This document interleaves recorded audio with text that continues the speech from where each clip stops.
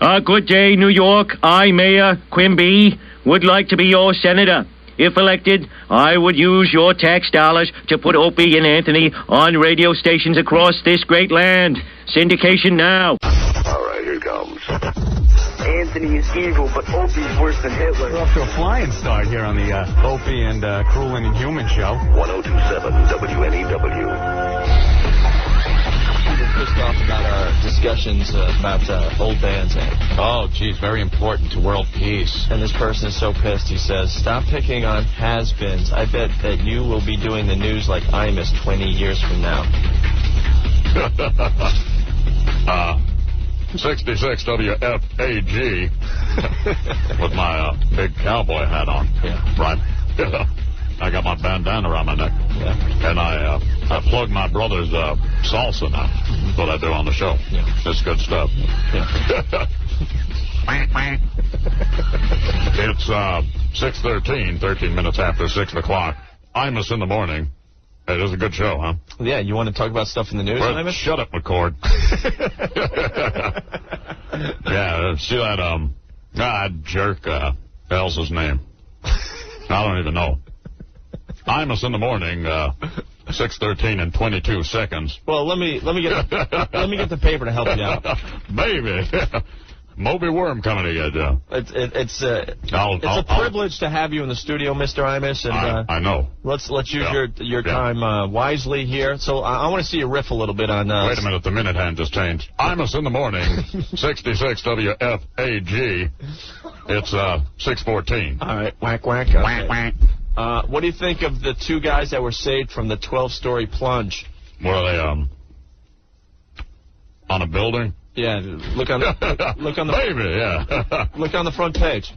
Front page of the paper. There's a picture of them. What do you think of those? My bifocals. Yeah.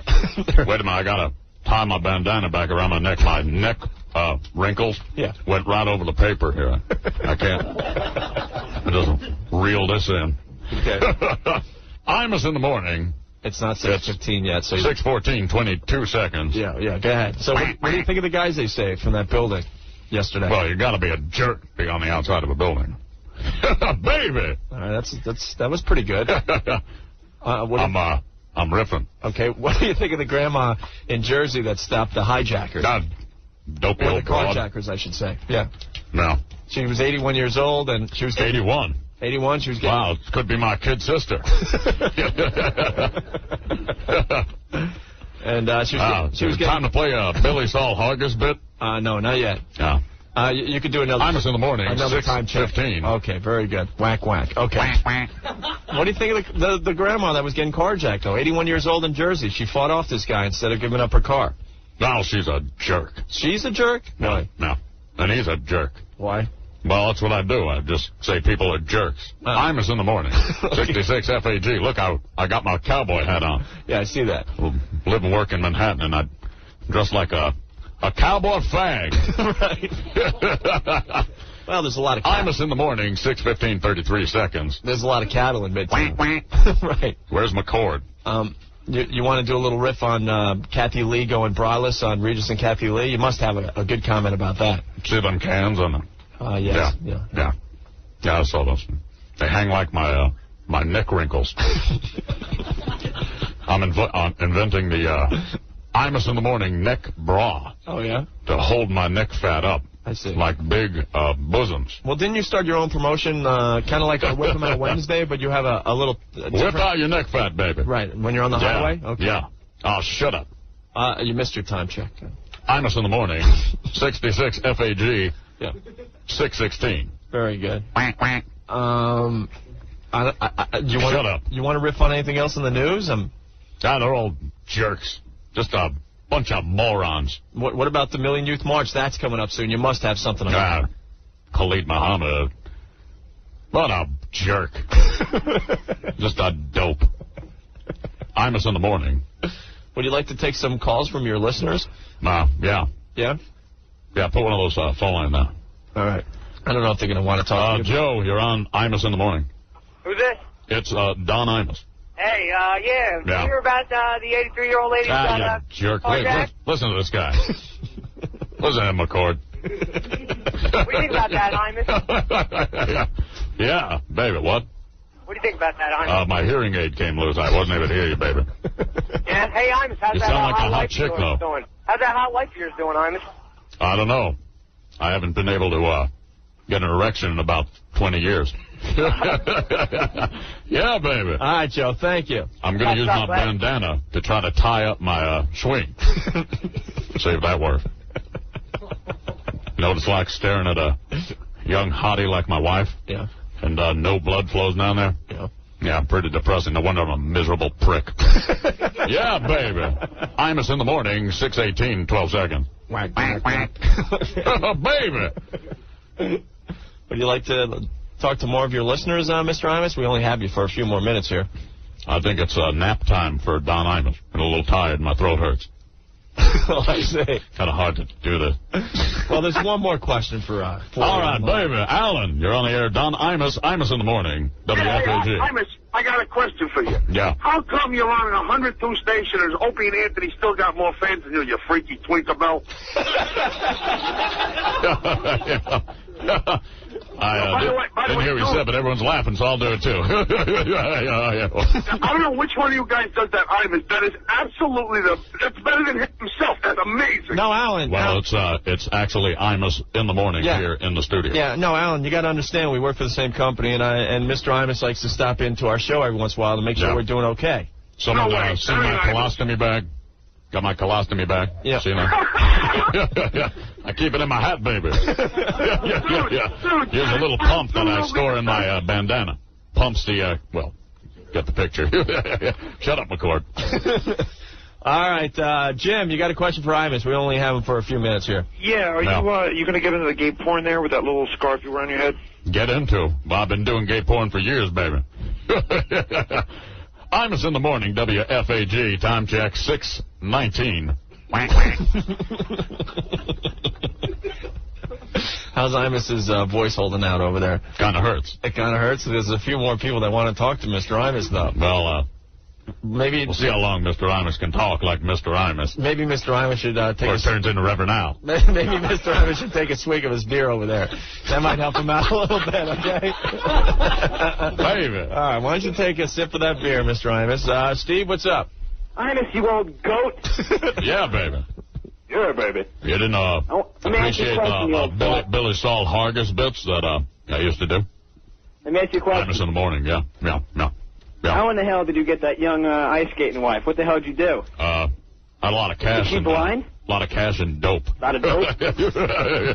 Yeah. She's hoping I drop dead, baby.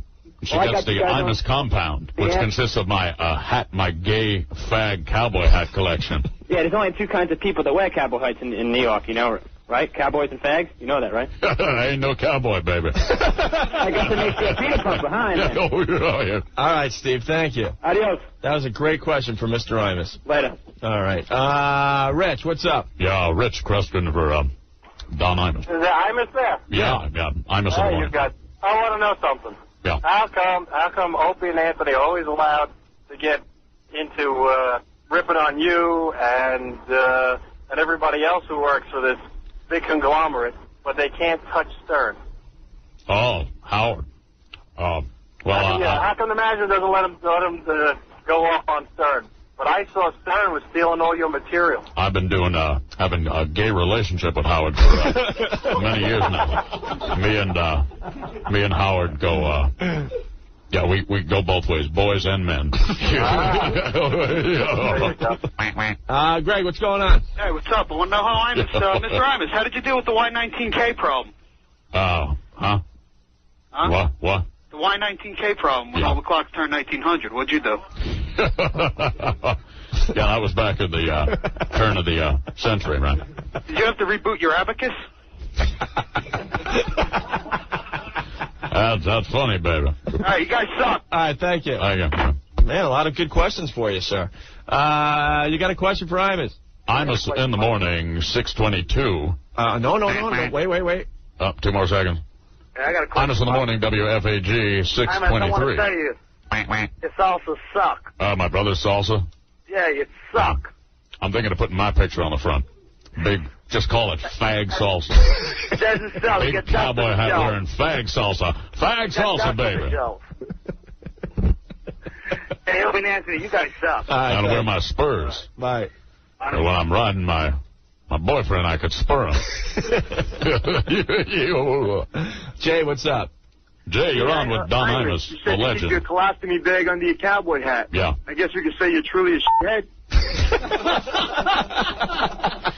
Yeah, baby. Speaking of dumps. I'm a crap head. Talk to you later, man. You guys suck. Oh, Jay, that was a good one, man. Too bad that didn't make the air. Dick, what's going on? Dick. I wanted to ask Yeah. Hey, Imus. I ain't seen mine in a while, baby. Shriveled up like a raisin. Think my neck is wrinkled. You ought to see that thing. Looks like a tortoise head been left out in the sun. Yeah. Real small tortoise. Huh? Yeah. So what's up, bud? Yeah, I want to ask him if he ever did a socket to me. Well, I gave McCord the rusty trombone. Right there, McCord? Yeah. What He you got? enjoyed it. I give him the reach around, couple of tugs. Yeah, baby. So I want Hey, to my know. throat really hurts. Okay. We're going to have to wrap up our little segment with Mr. Imus. His throat hurts. Ain't nothing Budweiser's gonna fix neither. No. Yeah, baby. Well, thanks for stopping by today. Thank you. You should kiss my wrinkled ass for being here. Yeah. Legend Don Imus. Imus in the morning, 624. WFAG. It was really 6:25 when you said 6:25. 6:24. Oh, damn. No. Now I'm going to put on my pink hat. Yeah. Go down to the village. Okay. Go down to Christopher Street, baby. Where they all dress like cowboy fags.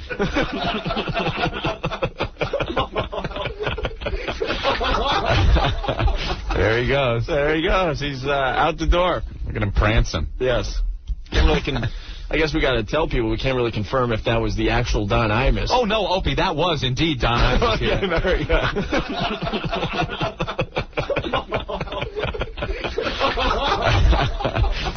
Story of the day. We just got to bring it up again. We started the show with it. Got a little out There's there. new development. There is a huge new development.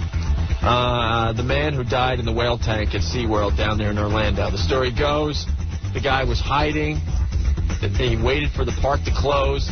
Jumps in the tank with a killer whale or whatever. Jumps in there, completely naked. They find him, I believe this morning or yesterday, dead, still attached to the top of the whale. The killer whale. Look how you're making it sound. Still attached.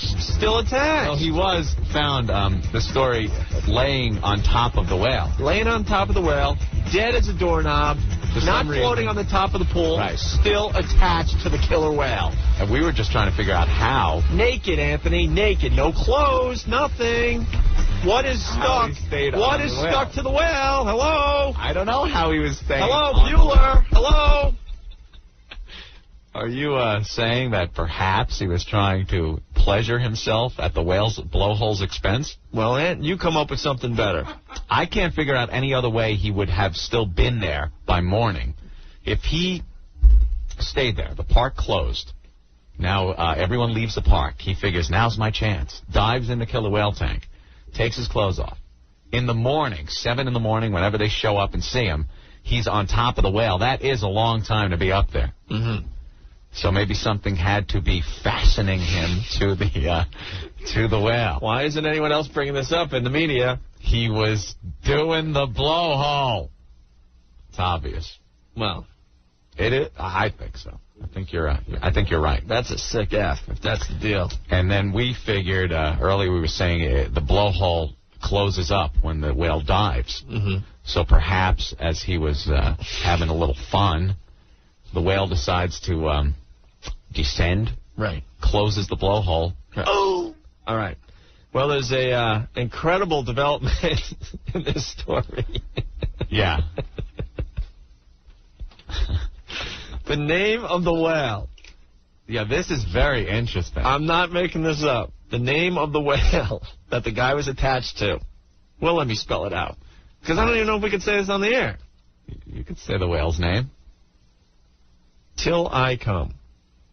Or Tillikum. How's it spelled? Thank you, Anthony. It's spelled T-I-L-L. That's Till. Right. I. I. That's I. Okay. K-U-M. That's the name. That's the whale's name. That's the name of the whale. Tillikum. Tillikum. It's Tillikum. Tillikum. Who's laughing out there? Someone laughed outside. Who's laughing? Who was that? It's a Japanese whale. Who the hell was that? Who's laughing out there? That was the whale's name. It is the whale's name. It's the whale's name. The whale's still alive. Yeah. Gurgling a little, but... Do you think it was a sperm whale? Oh, went from a killer whale to a humpback. Oh, K-Rock.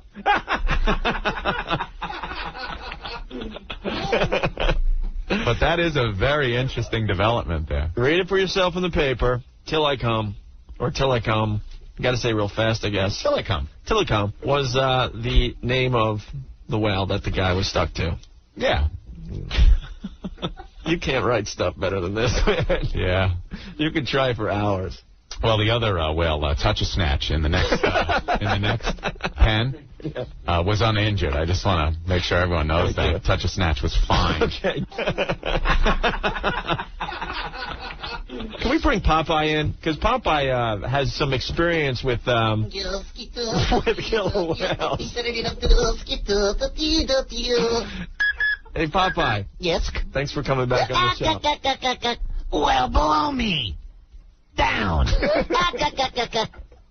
Now, Shiver me member. Now, could you explain this story? Why a guy would be naked on the back of a killer whale? Obviously, he was a nautical man. Yeah? A man of the sea. Yeah. Because we used to do that. We'd be out at sea for a long time without any signs kapuski. When you're at sea for a long time, and there's nothing but semen on the boats. I mean, like seamen. I got you. Sometimes you need a pusky. Whale's blowhole, like a pusky. Really? Well, if you ain't seen one in months. Any types of whale. A hump whale. A sperm whale. It's kind of hard for Pop's guy, though. Why? Well, I'm used to Olives. Yeah. She's like a little gupski. Little skinny Olives. Oh, just get oh, gotta get what you can out there at sea. You figure that out, okay. So you get so desperate you jump on whales' backs? Well, you start with other sea lives. Yeah? Yeah, like a sea urchin. Ooh, you ever touch one of those and they all fold up? Ooh, better than olives. Then you go for the bearded clams. Oh, it takes the clams. You takes your knife and you start shucking. Oh, I shucked it and shucked it and shucked it. I'm quite the mother shucker.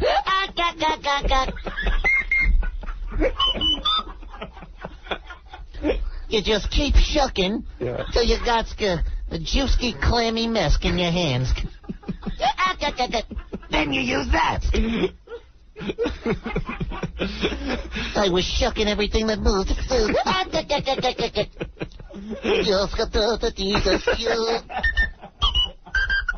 When that didn't work, it clamped shut on Pop's guy's member. Yeah. My mighty member. So, Popeye, have you, I've done a whale. You've done a whale, huh? Yeah. I was out to sea. Yeah. Months has gone by. Okay. I didn't have pusky in months. I didn't want to do the whales. No. You gotta grab a cute one, though. Yeah. Nothing worse than doing an ugly whale. But nothing's better than a huge, livegin, breathegin mamskull. Once you go whales, you never go back.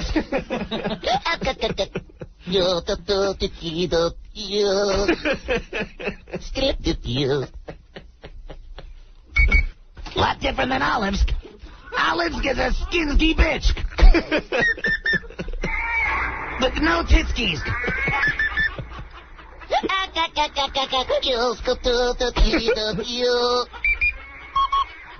Now, why wouldn't you do like the sea hag before the whale? Whoa! Not the sea hag. That old cave. I'd rather have blowhole than a sea hag. You ever see the haggy? Smells like chum. You know when you throw chum boats? Yeah. That's the sea hag.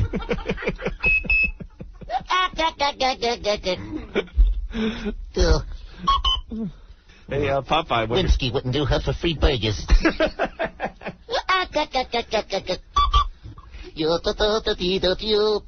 Winsky could fit into a shrimps.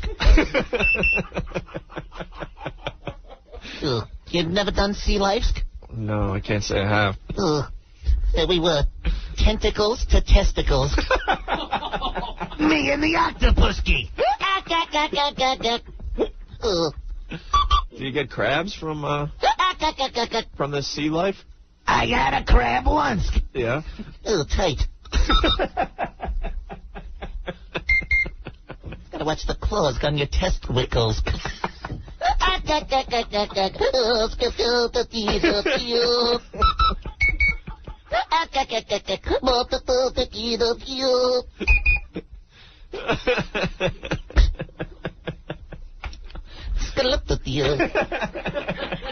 I'm Popeye the Sailor Man.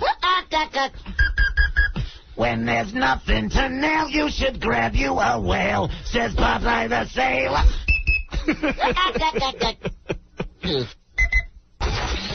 Opie and Anthony. 1027 WNEW. Today, I'd like to talk to you on a very serious note, because this is the story of a man overcoming monumental physical pain and suffering. I went to the DMV today, and it was really, really ugly. There's nothing funny about what you're about to hear. Everything was organized. I went in there. That's such a part of just being like a man. Is going to motor vehicle and registering. I'm not a man. Work with me, son. So I get to the lady, and I must say, the nicest DMV lady ever. She wasn't the problem this time. The last 3 times, they were the problem. All right, so she's going through all the forms like, okay, we'll get you out of here in a jiffy.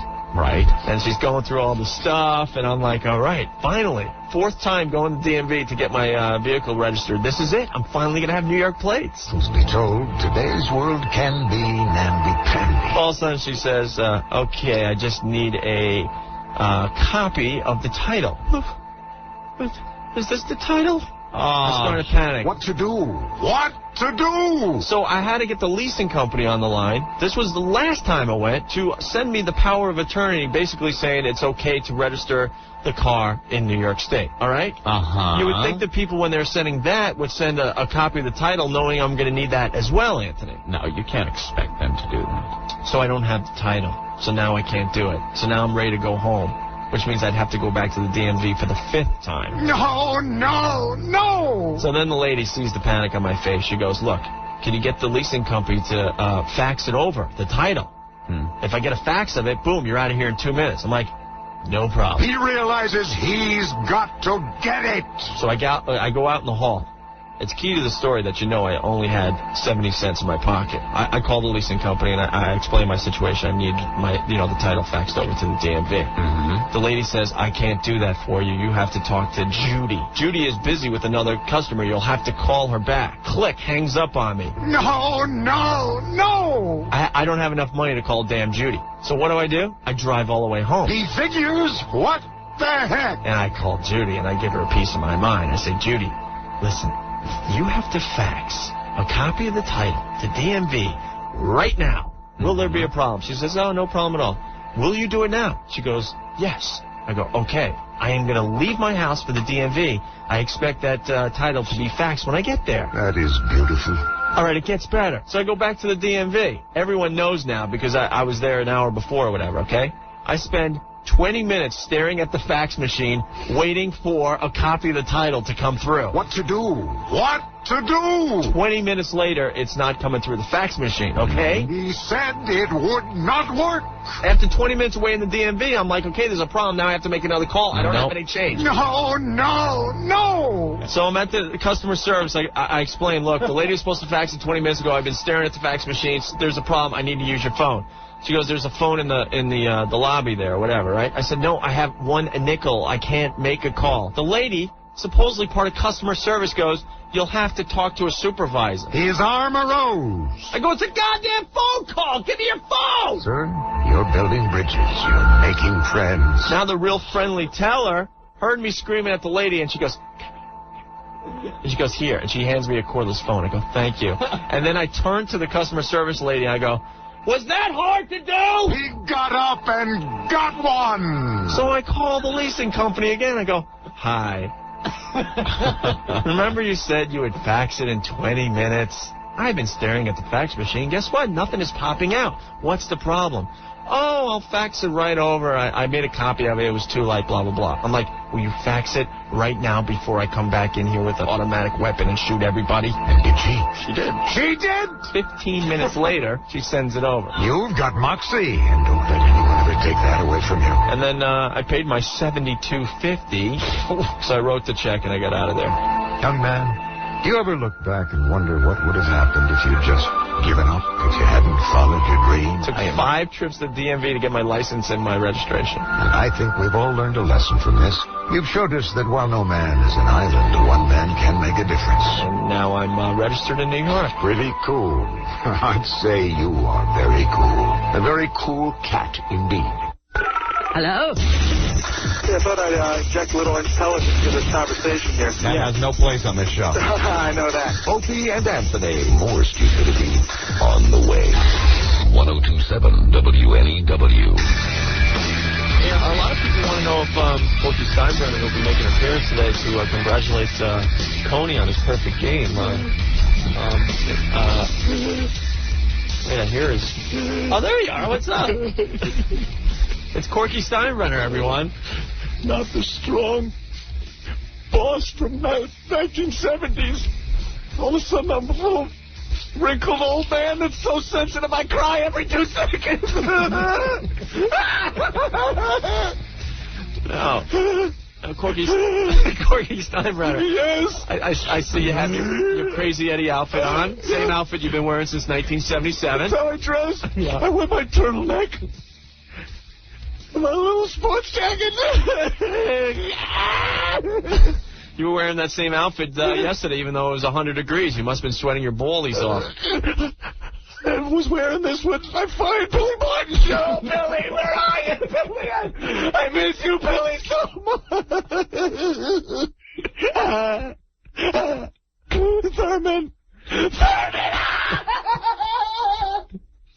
JFK Jr. We hardly knew ye.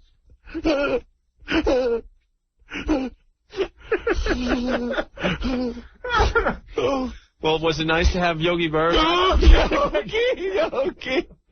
Yogi Berra Day. Who can ask for more from a day of baseball? You never thought you'd see the day then. Yogi in the park again. Wait, what was that? Yogi in the park again. Oh, it was so good. He looked like Yoda, though. Yoda, Yogi, what's the difference? So you must be proud of Coney pitching the perfect game yesterday. Perfect game! He's the best pitcher in baseball. He sure is. And you had Don Larson there. Don Larson, what a man. Let's not forget his perfect game from 1956. 1956. And did you see the picture of me in the paper with Darryl? Darryl. He's the best crackhead in baseball. We're going to give him another crack at it. Yeah, in August, huh? Yeah. Okay. If we could keep him away from the whores. He loves those whores. One crack or another. He's trying to get his nose in it.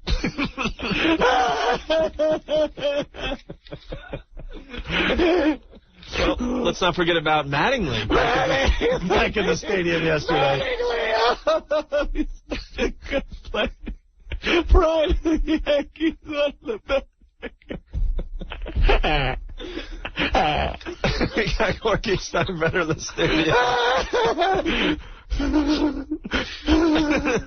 I used to be so strong in the 70s. I never shed a tear. Remember me yelling at Reggie all the time? Sure do. Reggie, I miss you so.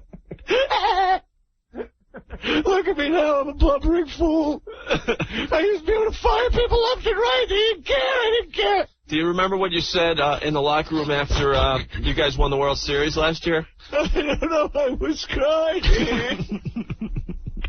I said, the Yankees are the best team in baseball. Oh, where's Dave Winfield? I love him.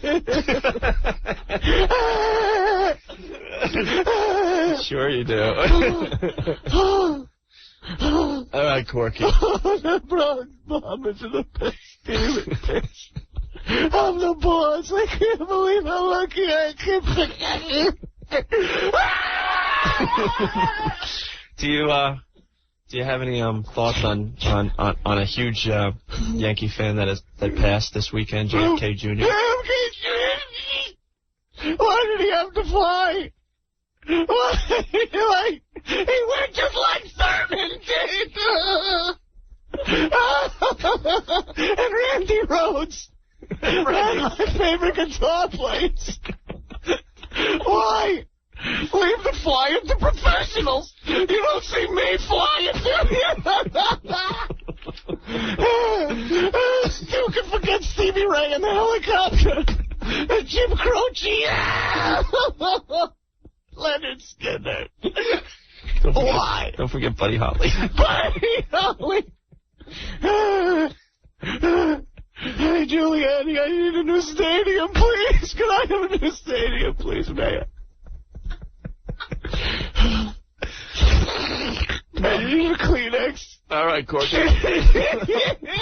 Well, Corky, thanks for stopping by the show today. I used to be so strong when it happened to me. I look like a woman. Thanks for letting me on your show, guys.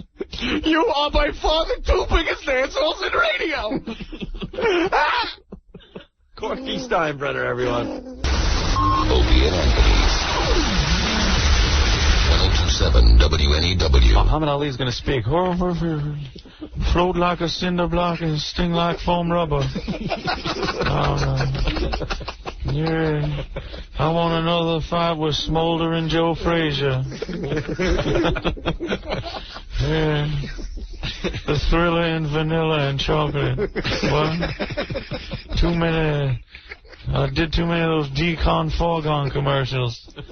All right, Muhammad, set off the Decon Foregone in the room, the bomb for the bugs. Remember he was doing those commercials?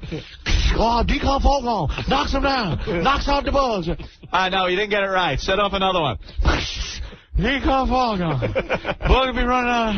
Oh, Muhammad, we didn't have the light right. Okay, set off another. Decon Foregone. That's probably what did it. Insecticide. I would knock out by DDT. I float like JFK Jr. and sting like a marshmallow. That's quality stuff. I am the great.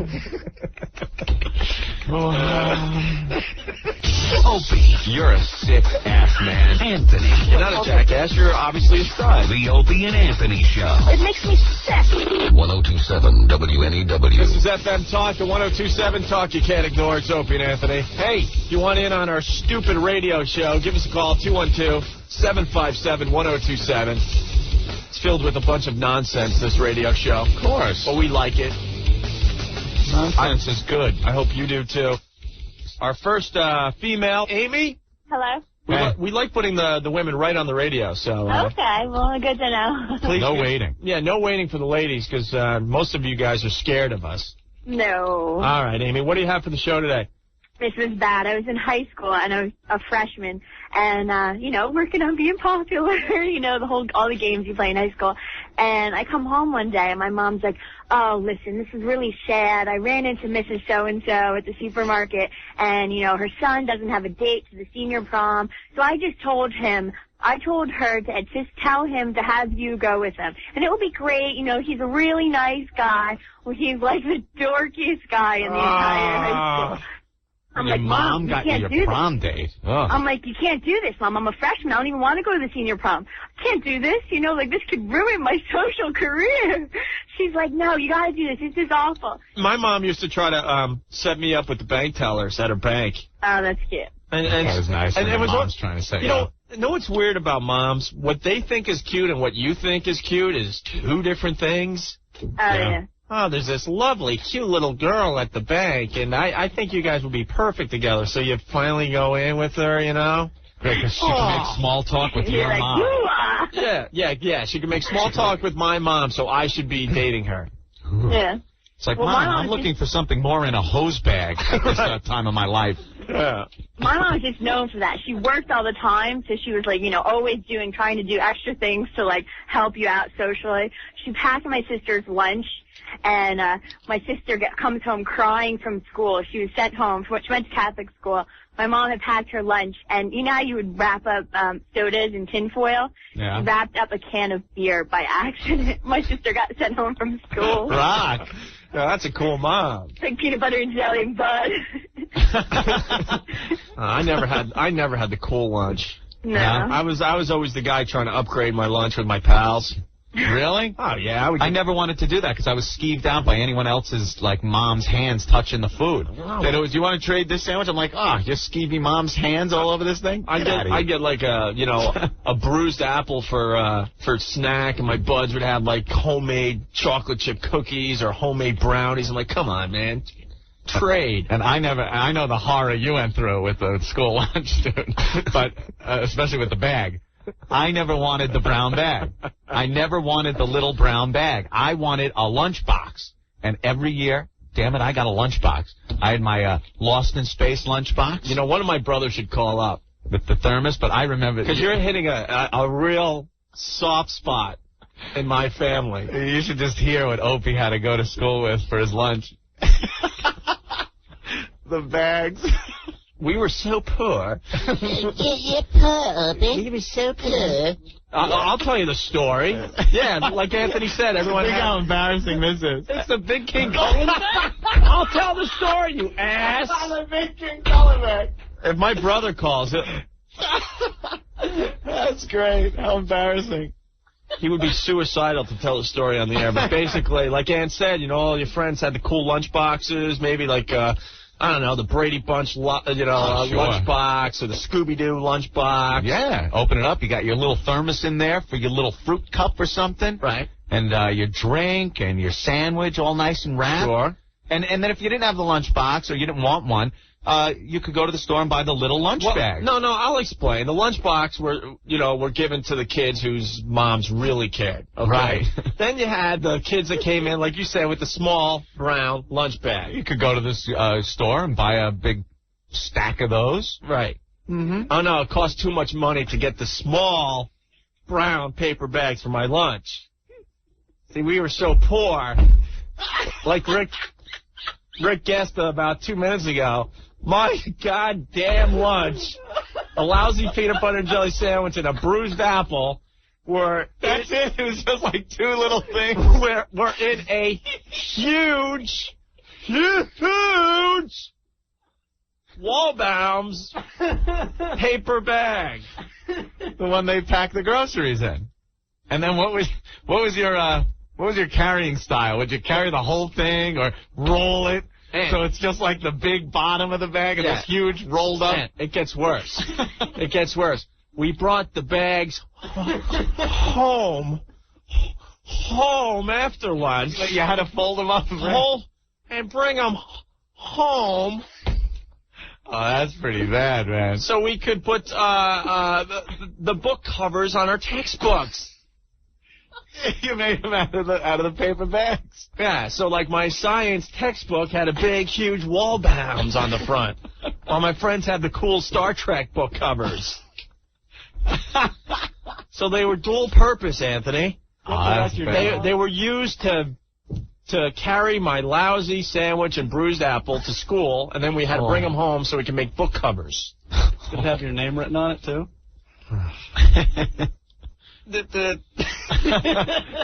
Opie. Because then when you leave that with your coat over, you have your whole thing set up. Yeah, where you hang Everybody your coat. knows it's your bag if your name's on it. Oh, the big shopping bag. I knew my brother would call. He's a bitter man. Elmo. Hey. What's up, man? Is this a nightmare or what? Why are you bringing this up? You know, it gets dark at 4 o'clock. I'm already suicidal, and you have to bring that up. I mean, we would take these huge, like, King Kong bags and roll the top down and fold them and do whatever we could to try to mimic the smaller bags so we look normal. But once I also got a cement bag from Dad. Wait a minute. One of those huge cement bags. We were done doing the sidewalks around the house. Like a Sacrete bag or something? Yeah, one of those huge bags. Because my dad... Still had powder in it? So we put the food in that and rolled it up. I'm like, you gotta be kidding me. It was unbelievable. Trust me, my brother says it. It happened. It happened. I'm dying for you. A cement bag. This is like the shame of our family. I still can't go shopping and get paper. I always have to go plastic just to erase the memory. Elmo, you notice how like Ant's telling all his horror stories from growing up and I'm keeping my mouth shut? I know. I'm like, oh my God, that's like going to a spa. I'm just biting my lip. Because I don't want to have a nervous breakdown live on the air. Oh, come on, unload. It'll make you feel better. Tell Anthony about the sugar and margarine sandwiches at Grandma's house. Oh, a delicacy. What are they feeding the kids? I'm diabetic now. I wonder why. Oh, my God. He is, too. What did they do? Well, my grandma had a beach house out there in Wading River.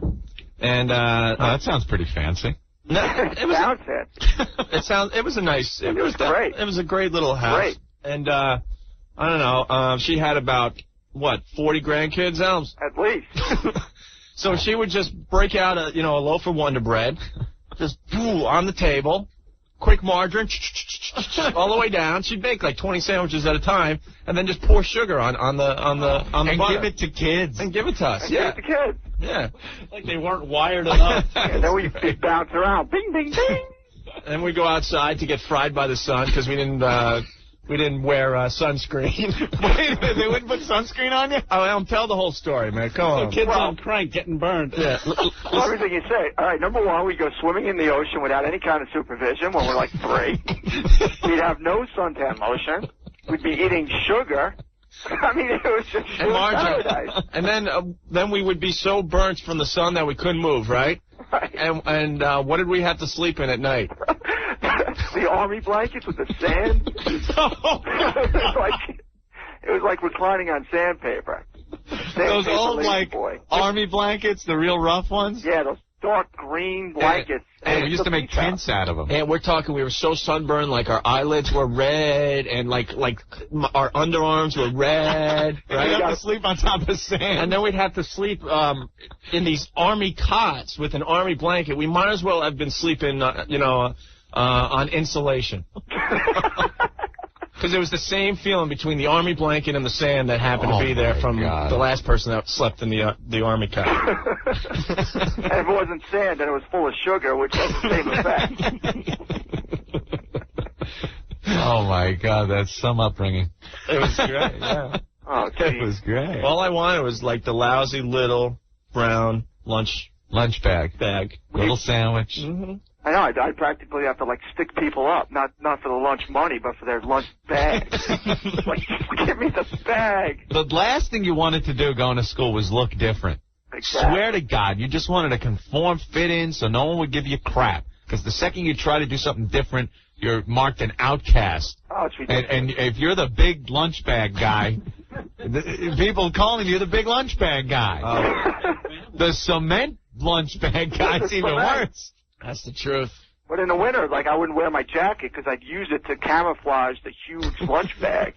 So now I go home with a cold. It's just it's a nightmare. It was interesting. All I wanted was a sandwich. Remember the kid in school in the cafeteria that might as well have been the drug dealer? He came in with the little plastic baggie of chocolate for the chocolate milk. It was like this powder stuff, and everyone would gather around. Man, put a little in my milk, man. Put a little in. Well, what you got, man? What do you have for me? I'm the chocolate man. Here we go, kids. I got chocolate. And like his buddies would all, just I keep a little for my head, and then I get rid of the rest. Oh, my God. The chocolate milk kid, ruled. I never got the chocolate milk. You kidding me? I remember that. And he would, dole it out to his buddies so that the milk it was still like the color of milk, just vaguely browner. Yeah, we're drinking chocolate milk and you suck. Wow, I do suck. I tried to trade the bruised apple or the bruised pear for that, but it never worked for some reason. No. I mean, Fruit was a very low commodity on the ladder. Elms, when we were growing up, why were our apples so damn bruised? Because they had so much room to bounce around in those lunch bags.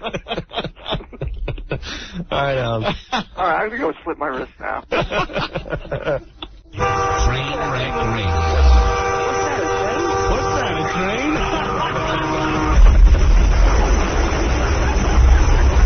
Opie and Anthony, 1027 WNEW. 1027 WNEW, it's the Opie and Anthony Show. Fax line 212-957-9633.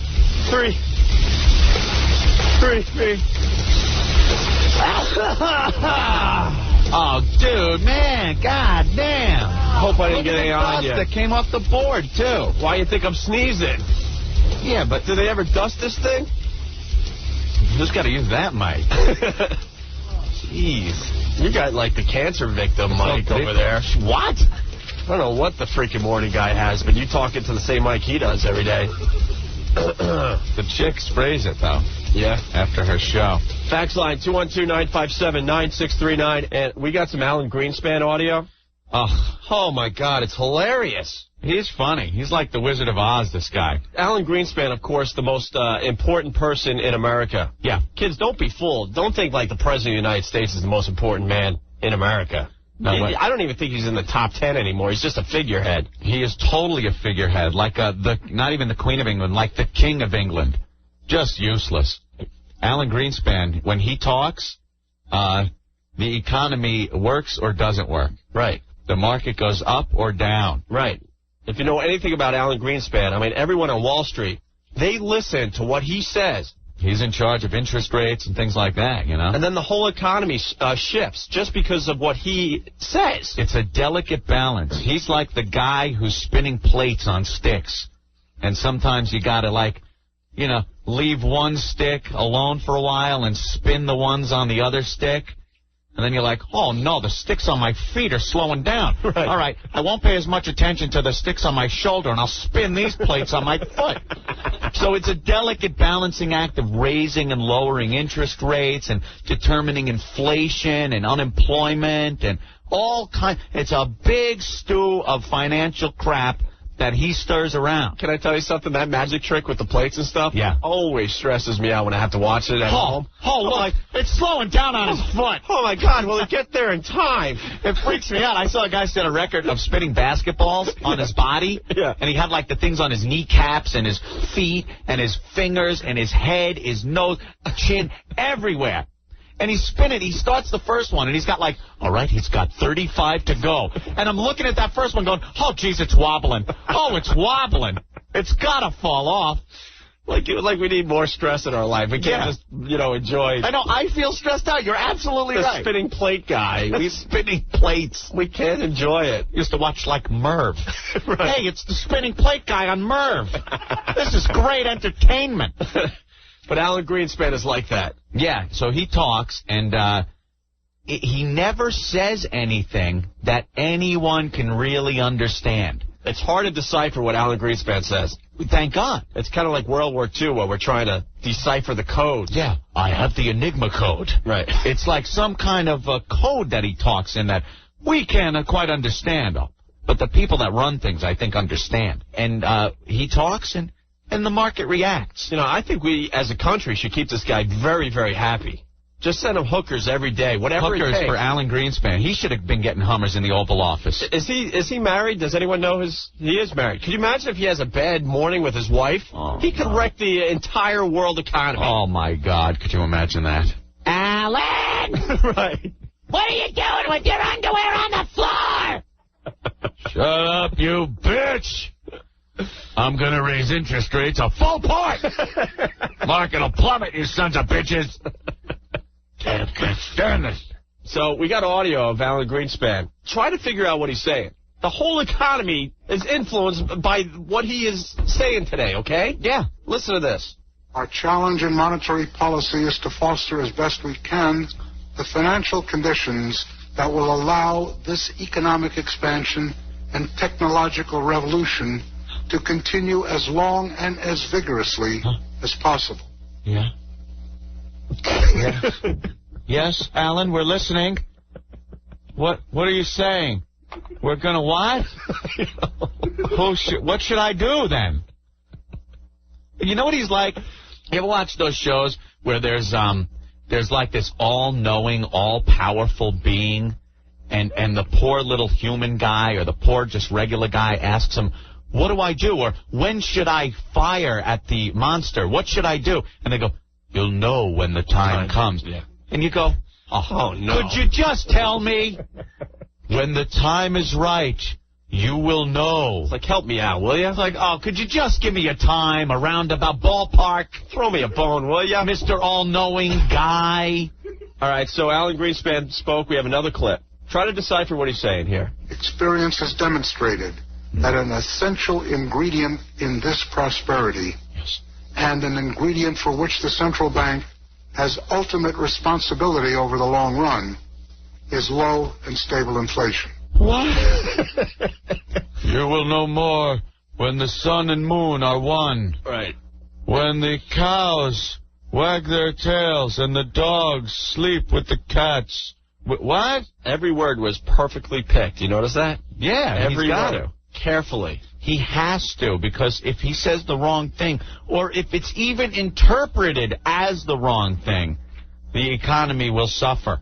All right, let's listen to the last Alan Greenspan quote from today. See if you can figure it out. Effective price stability removes a major source of uncertainty and distortion that would otherwise interfere with the spending and savings decisions of households and businesses. Okay. Maintaining price stability also reduces the likelihood that imbalances could develop that would ultimately undermine economic expansion. What? Holy mother of pearl!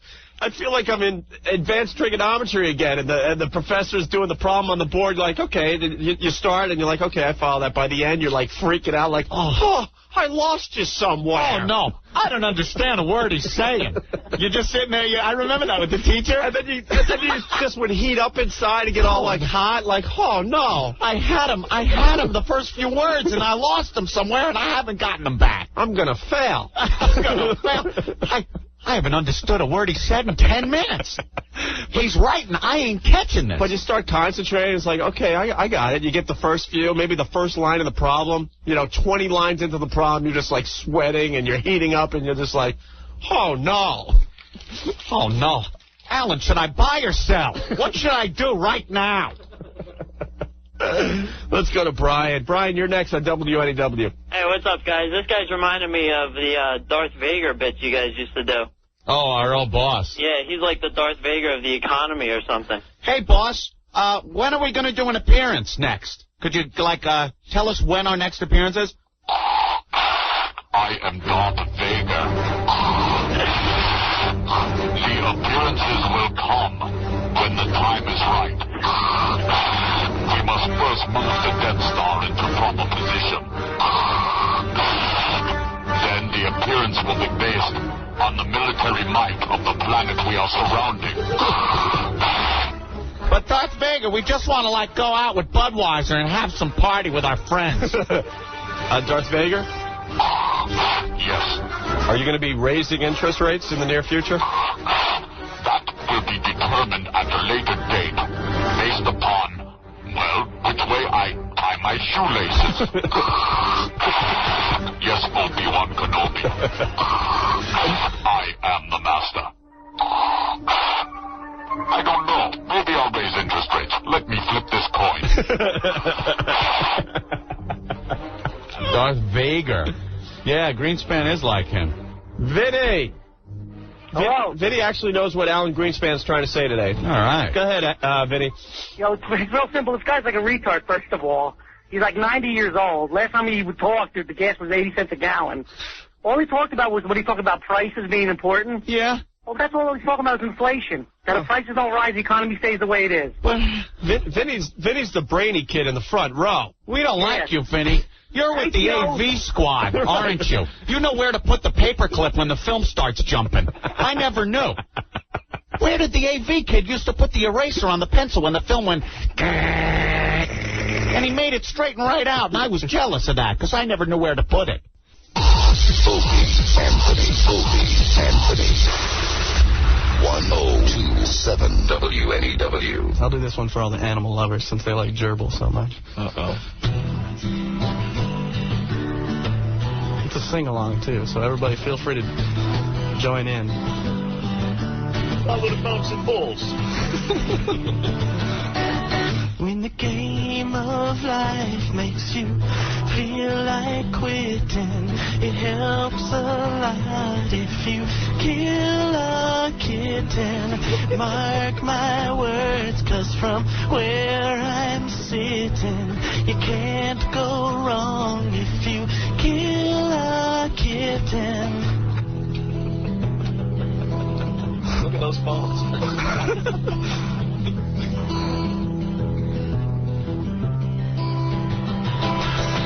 There's no crime that you'll be committing. I know the law. You can, everybody, kill a kitten. And if you need yarn for that scarf you're knitting, you'll get plenty when you kill a kitten.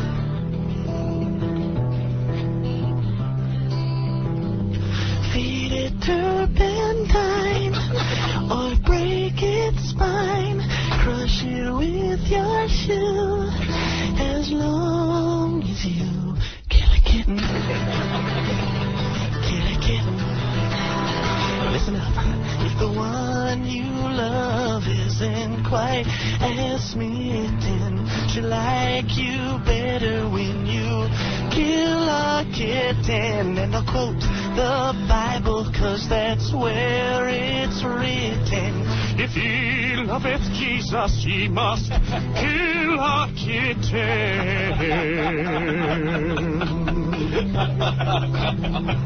Throw him at a train, make him snort cocaine, drown him in a lake, bake a kitty cake, flush him down the can, hit him with your van, stick some TNT up his cup of tea, do what you must do, as long as you kill a kitten.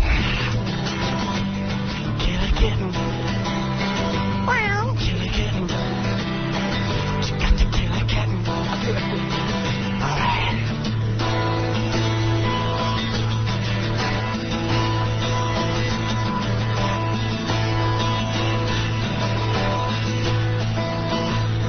Killing kittens isn't easy, and if the thought makes you feel queasy, grab a pitchfork from the shed and kill a puppy dog instead.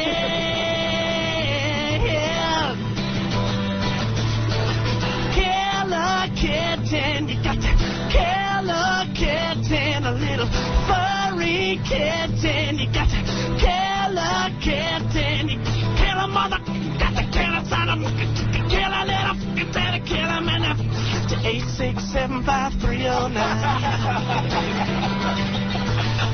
8675309. Stephen Lynch, everyone. Static. Opie and Anthony 2 to 7. Then more static. 1027 WONA. I'm hearing there's a guy on the line that got very injured. The Gay Pride Parade. I was very injured at the Gay Pride Parade. Yesterday, huh? Oh. So what happened to you? Well, I went down there because it was for gay pride. Yeah. But I thought it was gay was happy. Like in the Flintstones song, we'll have a gay old time. So you thought just it would be very festive, people would be just having a happy time. Oh, I was wrong. Yeah? Boy, the weather yesterday, it was the Triple H's. What do you mean the Triple H's? Hazy, hot, and homo. I didn't know. I wanted to march in the parade. Yeah? So I just joined in. Uh-huh. And a young man said, march in front of me. I'll bring up your rear. And he did. And I started chanting with the rest of them. Because I didn't know. We're here. We're queer. We're fabulous. Get used to us. We're here. We're queer. That didn't go over too well. No. Then I went on one of the rides they had set up. What do you mean they had rides at the Gay Pride Parade? Richard Gere's Tunnel of Terror. It's like a slide, but you dress up like a gerbil and slide in. And I was banged about on some faux intestines. And I had just gotten back from England. Yeah? So I got used to calling cigarettes fags. Okay. So I was going around going, hey, give me a fag. I need a fag in my mouth now. I said, look, I'm dying for a nice big fag to suck on. And all of a sudden this grown man puts his stuff in my face. Wow! You could imagine my shock. Yeah, how was it? Suing for that. So I ducked out into a bar. All the stools were upside down. That old gag. But I did find some lovely ladies in there. Oh, finally. Ladies at the Gay Pride Parade, huh? Well, I'm quite the stud. Yeah? I was making time with them and making out at the bar. Oh, yeah. This poor girl, though, she had something in her throat. Why? That she couldn't swallow because it was making a lump in front. I was going at it. That was a dude. Because then I saw something twitching in her dress. So I picked up a bottle and hit it, and she punched me. I thought it was a rat. Then some man asked if he could push in my stool for me. That old gag. So I ran out of there and caught the parade, more of the parade. Yeah. I saw the baton twirlers. Yeah. They were spinning the batons. But you should see how they catch these things. How do they catch them? Well, put it this way. They could do a handstand and catch it. Because that's what they were doing. All I know is I maybe had too much to drink, and I woke up dressed as the Indian from the Village People with my ass burning. In a place called the Pile Driver. So I'm suing all involved. I'm very injured. All right. I can't sit down. God damn it. All right. Well, I'm sorry to hear that you got injured at the Gay Pride Parade. Are you done? I'm done. All right. There goes the guy that got injured at the Gay Pride Parade. What the hell? Opie and Anthony. This is debauchery mania. Prostate exams for everyone. 1027 WNEW. Good afternoon. Hi, I'm going to be in the Nevada area in about a week. I got your pleasure menu. Could you hold on a minute?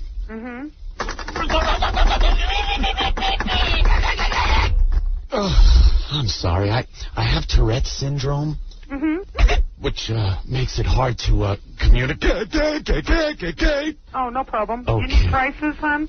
Yes. Okay, well, house minimum starts at $100, and that's for a basic one-activity party. 100. Wow, that's pretty cheap. That's where the prices start, and then from there the sky's the limit, because all the ladies are independent contractors. You don't think the girls would mind being with a guy with a Tourette? That's no problem, hon. Handicap's no problem. Oh, good. So I could come down and, get a girl and climb aboard and start going,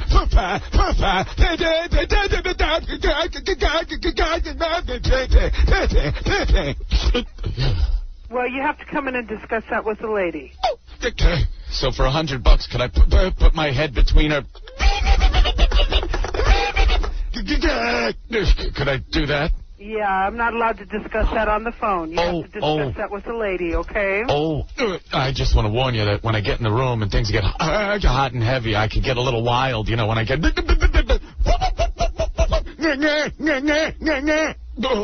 Is that okay? That's no problem, hon. Do you take the fees? MasterCard? Yes, we do. Could I bring a muzzle so I don't clamp down on anything I shouldn't? That's fine. Do you think a girl would mind if when I start she spanks me? You have to come in and discuss with a lady. Are they pretty women? Very pretty. This might sound... Take your time, okay? This might sound like a strange request, but... Do you have any girls that aren't that attractive? All of our ladies are very nice. I have jungle fever. You have any black girls? We have black ladies, we have Asian ladies, we have Oriental ladies. It just depends. I have to go now because I'm very busy. Do you have a dwarf? No, we don't. Not at this time. Because I saw a dwarf in a movie once, and it made me...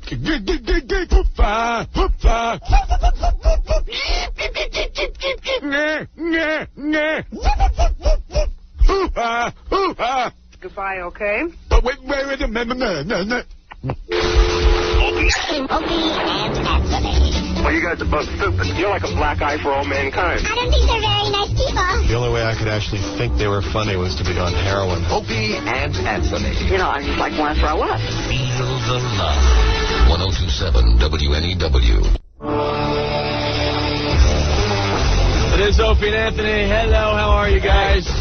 Thanks for joining us. There you go. All right, Ant. You want to get into this rape thing? What? What do you mean? Uh-oh, they found out. There's this biologist, Dr. Thornhill, and he says that rape is in every guy. Yeah, like it's just a fact of our biology. We are biologically inclined to rape. Oh. The hell is this guy? I want to hear what his logic is. All right, listen to this. Yes, indeed. Rape is natural, biological, and evolved. That is, there's no question but that rape is biological. All right. I guess the common thought behind rape is that it's not a crime of passion or sex. It's just a violent act. And people said that the rapist has nothing to do with sex. It's all about power and violence. But this guy is saying that it is just a sexual thing. And it goes back to like caveman time. Caveman days. Where we just forced ourselves upon the cave woman. You ever see that Clan of the Cave Bear? With, who was in that? Daryl Hannah? Yeah. Remember that? The guy just, like, she's down by the lake getting some water, bent over, and the guy just comes up behind her, wham! Slams it home. Oh, man, we're going to get into some heavy stuff. Mike says the rape comment is true, and he'll tell us why. All right.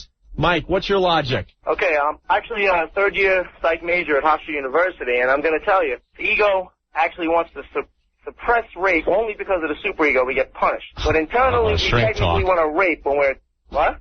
Shrink talk. Okay, I mean, it's boring, but it's absolutely true. We are born with the intention to rape. The only reason we don't do it is because we feel we're going to be punished for it. Otherwise, we just go out there banging everything in sight. It's a fact. Well, isn't that just anything? Like, if we would rob and... It would, yeah, pretty much anything that you're going to do that you would satisfy yourself, that would satisfy your ego, rather. Yeah. That's what you would do, unless you would feel threatened about being punished about it. So basically, we'd go out, we'd rob, we'd rape, we'd steal. Yeah, okay. We would be doing all of that. Well, everybody's got that thing about if your plane was going down, what would you do? Grab the hottest-looking chick next to you and just start going. Grab a handful of boob, and that's it. Okay, Mike, what's up? Listen, at some point, all girls, they want to be raped. They want to feel that. Not want to be raped. Hold on, Mike. Hold it. Explain yourself. At some point, I mean, they all have it in them that they want that roughness, not like they want someone strange to like. Well, wait, you can't make a blanket statement like that. Not all girls. Maybe there's girls that are into the rough sex and maybe want to have... And there's some fantasizing. And I have heard some girls have the rape fantasy, but to say that all women are into that is... Yeah, like they would just want a stranger to come up to them and assault them like that. She wants to get raped. What? Oh my God. Let's There's take lots of girls that want to get raped. Oh, really? That's the truth. All right, wait. They want guys to like... All right, wait. The girl with the 2 nipples is back in the studio. Now, Hi, how are you? and what's your name? Trish. Trish. And you want in on this discussion? I think a lot of girls have fantasies that they want to have more spontaneity in the, like, sexual end of things, and they'll have this deviant thing and Satanism type of thing where they want to be, like, handcuffed and thrown down and... Are you speaking from personal preference? Well, actually, it's something that I constantly think about that I would love to have. You want me to, like, you would come over love and punch for you in this the to face? happen to you? Yeah, well, no, I didn't, no, not punch you in the face. How about you start running down the hall and we'll have Psycho Mark chase you? I love that. Crush. I would like to chime in on some of this discussion. Yes, Mike Tyson back in the studio with the megaphone, yes. I agree with this bitch. I think every woman wants to get raped. Come here, honey. Yeah, you like it, don't you? Body blow. Oh, yeah, look at those boobs. I'm doing like a speed bag in the gym. Yeah, and then I want to cross the face. You like that, don't you? So you're saying all the chicks, they like getting raped? I'm not saying all of them, but I'm saying a lot of them fantasize about different things, and Yeah. I'm not talking to you. Shut up and bend over. Okay, baby. I'm gonna give it to you hard. First, here's my foreplay. Right in the, I'm gonna punch your rectum. Here we go. It loosens up the area. No, don't worry. I'm used to doing this. Ask Robin Gibbons. She loved it. I would punch her all about the leather Cheerio. You know what that is, don't you? Now I'm really pissed because I was in prison for nothing. Chicks, you're saying the girls like to be raped? I'm saying that girls like... Hey, shut up! All right. Goddamn bitches. They never want to listen. You gotta, good jaw seems to be working pretty good. Take that with you. It works very good. Hey, Mike, what do you think of her 2 nipples on her left breast? That's pretty good. I'd like to punch it. There we go. Look at the boobs are swelling up. This is cheaper than a boob job. Look, you're going from a C to a D. Look, now you got boob on your chin because I'm punching you right in there. That's good. Can you bleed out of that nipple? Because I'm going to keep punching it till you do. Chicks dig this. I love that. Yeah? You like that? You want it hard, don't you? Oh, baby, give it to me hard. I'll bend you over. I'll treat you like Spinks. Remember that fight I had with him? I was punching him. And I wanted to get him in his gappy teeth. Teeth. A-F-F. Teethers. Hey, you know something? Mike Tyson can help you. I and Mike can help you out with that double nipple. I'll just bite that bitch off. Come here. Don't scream so hard. The police are gonna come. I don't get along with them very well, and if it's a bitch cop, I'm gonna sue her too. I don't care. If they got a gash, I'm in. How am I doing? You're doing good. I'm okay, huh? Yeah, you're right. You let me pull your hair.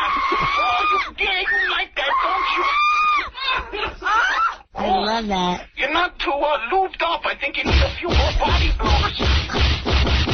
Let me see that balloon knot. You know what a balloon knot is? No. You ever blow up a balloon, a party balloon, and you look in the end of it after you tie it up? You ever do that? You got a brain in that head, you bitch. Let me knock you about the skull a little bit. See if I could jar loose any of them brain cells. Did you ever blow up a balloon? Yeah. You ever blow anything? Jesus Christ. You're thicker than my head. You ever look in a balloon knot? What does it look like? It looks like my ass. Very good. Well, at least, at least you got the right answer. It does look like that. Sorry. Mike Tyson's going to give you a Cleveland steamer. You like that? You ever hearing that one? It's also called the hot lunch. It's where you lay on the floor and bombs away with the stinky bombs. Shut up! Goddamn bitches! Then she's screaming like she doesn't like me, sticking my fist in there. I'm gonna hog tie you, you bitch. Yeah, can I do a little more foreplay? I'm gonna punch you in your uterus. There we go. Ooh, let me just grab a handful of ovary. Oh. That's good. I sure, you see, now I know. Oh, CBS FM. It's Iron Mike with you. What the hell is this? I crawled inside the uterus. Couple of floors to the vulva. I drive a vulva. Mike, give me more, Mike. Give me more. You want more? Here you go, bitch. Yeah, you keep screaming. There you go, right in the bung.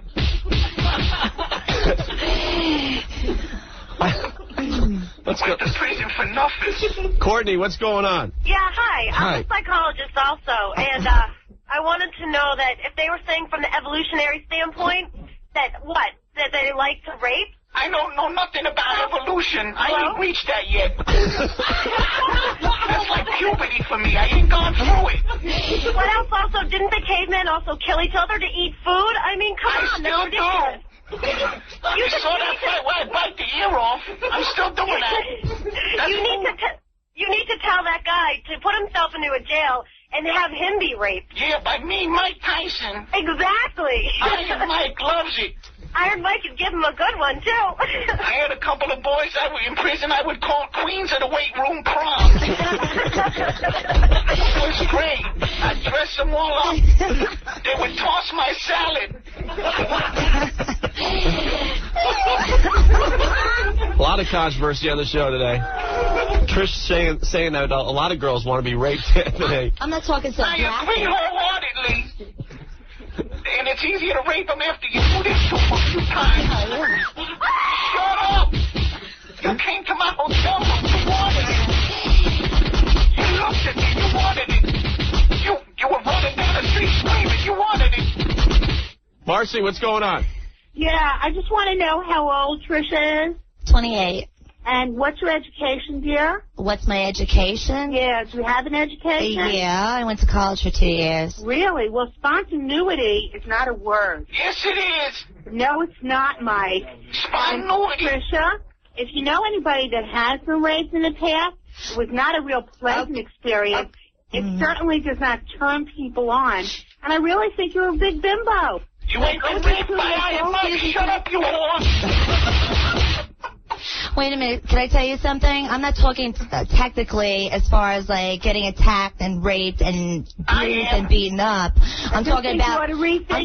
All right, let me restate it. I'm talking about a little bit of foreplay where your hair gets pulled, you get spanked around. It's not anything that's going to physically hurt the woman per se. Okay, I apologize. And for us women that listen to O&A, and, you know, I personally enjoy you guys, get out of hand. I mean, this sends out a bad message. I agree with a little hair pulling, maybe a little name calling, some gentle biting, and a spade shovel over the head. That's a night out with Iron Mike. Oh, look, the whore hung up. Marcy hung up.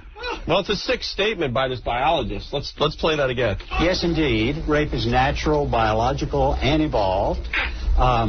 That is, there's no question but that rape is biological. All right, I'm going out tonight. Look at that. I'm working out on the heavy bag. Only it's your prostate. Patty, what's going on? I just wanted to say that as far as, like, women, you know, fantasizing about being raped and everything. Yes. As far as myself, you know, if I'm with somebody I trust, it's one thing, but I don't know about women fantasizing about getting raped, you know. What about if you're with a big boxer, ex-convict? How would you feel then? Huh? It doesn't matter how you feel, you bitch. Bridget. Yes. What's up? What can you add to this? I just say that there's a big difference between rape and fantasizing about rough sex. Not with me. But the whole true definition of rape is when it's sex against your will. So if you're fantasizing I don't care what about their something, name is, Will, Bob, Pete. I don't care. I'll do them all. well, I know you don't care about it, Mike, but the point is, I think we need to worry about the line that we're crossing between rape and fantasizing with rough sex. I mean, it's just... That's a big difference, obviously. You know, and I think, you know, I love this show, and I listen to it every day on my drive home. It makes an hour go by fast, but we need to, you know, just be careful about the line that we're crossing. That's all. Thank you, Bridget. You know how you stop that? All the screaming? Yeah. Disable the jaw. Most bitches I punched, I noticed they got a glass jaw. They can't even take a punch. It's like it doesn't even have to be a full right hand. It could just be like a short arm left or something, and they go right down. Look, watch this one. Look, get back here. Look, watch. Down. They didn't take nothing. You make a salter and you win.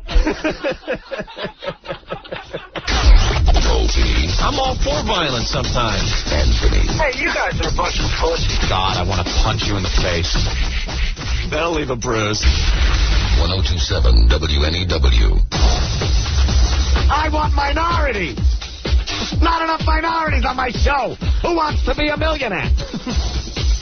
The white guy.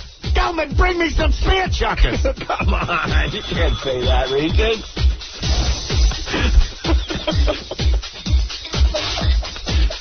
Says in the paper today, can anybody explain this to me, Regis asked, why is it that nearly all our contestants are white men? I'm a white man, so you know I have nothing against them, but come on, we would really like a little more diversity here. Diversity? Where are the mau-maus? For the love of God, Gelman, get me some spooks.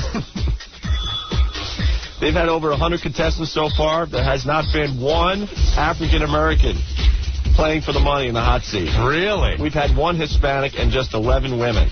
Regis says, here's the challenge. He said, everyone out there who has thought about being on the show who isn't a white male, dial that 1-800 number, and let's get into the game. Come on! What's the worst thing that could happen to you? You might become a millionaire. You have a problem with that? I don't think so. Bring on the chinks!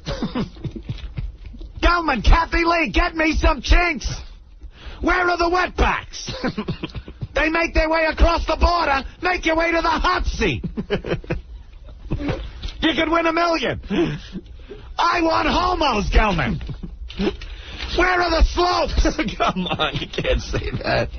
I want gooks. Gooks and spooks, call. Call Regis.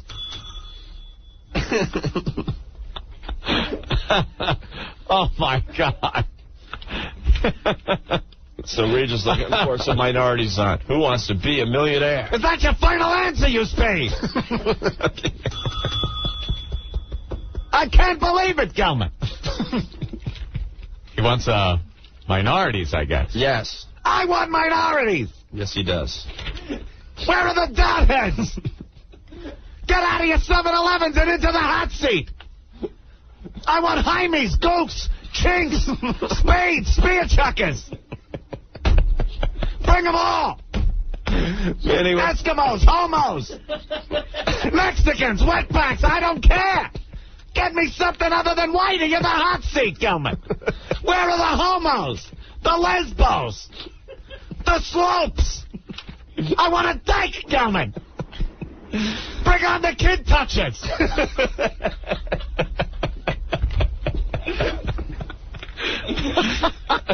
Definitely on there. Hey, Vinny. Yes, fellas, what's up? What's up, Vinny? Listen, that's what I'm talking about. What's going on with this country? Oh, my God, not Vinny. Yeah. Come on. Hey, let me just say something. You got the #1 show on TV, so let's bring some black people on the show to make it better. That's like saying, hey, I live in a really nice neighborhood. I got an idea. Let's get some black folk to move in. That'll make it better. I mean, come on. What's going on here? Vinny, you're very funny, man. You know, You're wrong, but you're funny. Huh? I tried this once before on that show, Jeopardy. Yeah. You know, that lady, Maya Angelou, was complaining because they didn't have enough black contestants. They found out that black people were trying to get on the show, but they weren't passing the test. That was the only problem. I don't care. We'll lower the standards. I need spear chuckers. Yeah. That's all he needs. The number one show. Let's get some blacks on it. I don't think they better. Why? Gelman, where are my black horns? I'm putting out a plea. Jigaboos, where are you? Come on. I need minorities. We're just looking for minorities for Who Wants to Be a Millionaire? Yeah, where are the towel heads? Get out of your cabs and into the hot seat. Gelman, I need slopes. Where are the nips? You sat your ass in those zeros when you bombed Pearl Harbor. Sit your ass in the hot seat.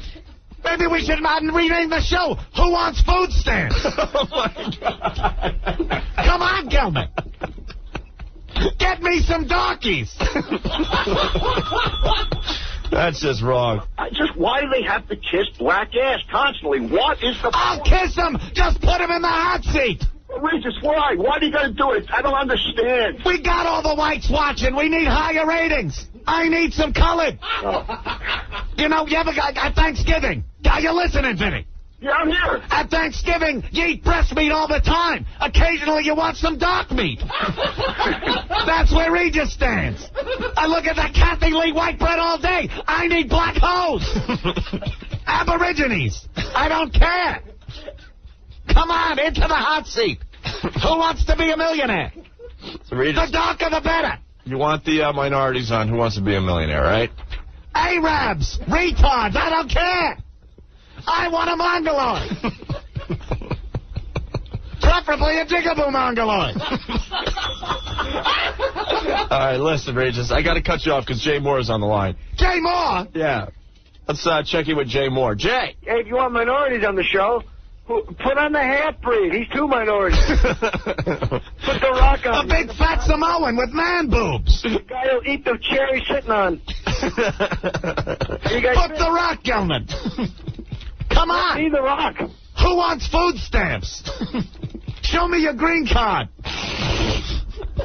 He hung up again. Where'd he go? His phone's crapping off because he's going through the tunnels down there in D.C. All right, and we got to take a break. Regis, we got to take a break. Jay Mohr's in D.C.? Yeah. Tell him to come back with some blacks. They're running around rampant down there. Opie and Anthony. Is this the best radio you guys could come up with? 1027 WNEW. Buddy Hackett always goes, people can't laugh when they're breathing in. I used the C word on stage one time. He goes, you can't do that because they go, they can't laugh when they're breathing in. You got to mix it in so they're already going out, and then you throw the C word in there, and they're already going out. They're on your side, and you could say whatever the hell. Where's my gun? Do you mind if I have another shot? Because I got to go in the other room. What do you want? I learned that a functioning idiot without a high school diploma can get a job in the radio. Opie and Anthony. Theater of the mindless. 1027 WNEW. 1027, talk you can't ignore. It's Opie and Anthony. Talking about the Flight 990 stuff. Ooh. Now they're saying that it's a possibility that one of the pilots decided to commit suicide and I kill you. And bring I kill you. And bring 216 people with him. I am garbage. My tooth, my teeth, they're killing me. I must crash plane. Ah! Why you do this to me? Ah! That's just a scary thought. Yeah, you got to worry about every other thing that happens, the weather, mechanical failure, some F-up, and then you got a co-pilot that wants to cash it in. Well, that's what they're thinking at this point. They can't confirm anything, but yeah, that's where they're leading lately. Putting the information together, that's what the conclusion they're drawing. They want to hand over the case to the FBI, so that's not good news. Like, what are you going to do, though? Arrest the guy? Jeez, it's done. Nothing you can do at this point. Oops. That's just a scary thought. I am Tarbash. I am pissed off. I am the Egyptian. First, he said some kind of a prayer about death that they picked up on the tape, and then just put the plane into a nosedive. Well, first of all, why did the other pilot leave? They leave every so often. You've seen it. Haven't you seen that? You've been sitting in your never seat seen a pilot walk back. How you doing? Never seen a pilot leave that cockpit. He's still got the voice. Even in the aisle, like he's walking back, you're like, hey, look, it's the pilot. how you doing? Ladies and gentlemen, I'll just be walking in the back. Got to take a leak, and there's no bathroom up here in the flight deck, which used to be called the cockpit, but that's a pretty funny word.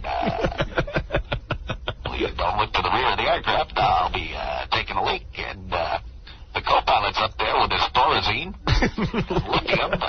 Should be okay. You're in capable hands. But this guy, it seems, was suicidal. And put the plane into a nosedive. And the pilot gets back just in time to see him shut off the engine. Oh, I'm not bully. Oh, my goodness, what are you doing?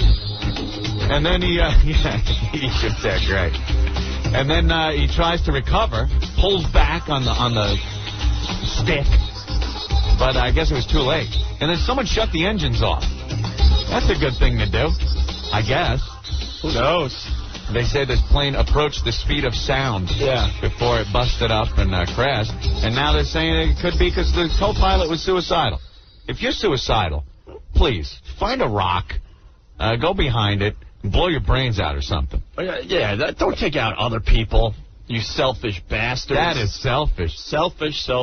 Crawl into a hole, do it yourself. This guy now, if this is true, and he commits suicide and takes along 216 people with him, he's the biggest mass murderer ever. That's just as bad as going into a place, opening fire, and then shooting yourself in the head. What's the difference? Only instead, could you imagine some guy walking into an office building and mowing down 216 people and then shooting himself in the head? That would be the hugest of huge story. But it's just a pilot committing suicide or something. Right. So it doesn't seem that weird. But it's just as bad. I mean, just as bad. This guy took 216 people with him. Yeesh. So they're handing it over to the FBI. Yeah. We're going to find out more soon. Ladies and gentlemen, I'm going to just put the plane into a nosedive. Enjoy the scenery. If you look out the port side window, you'll see the wing rip off as we approach the speed of sound.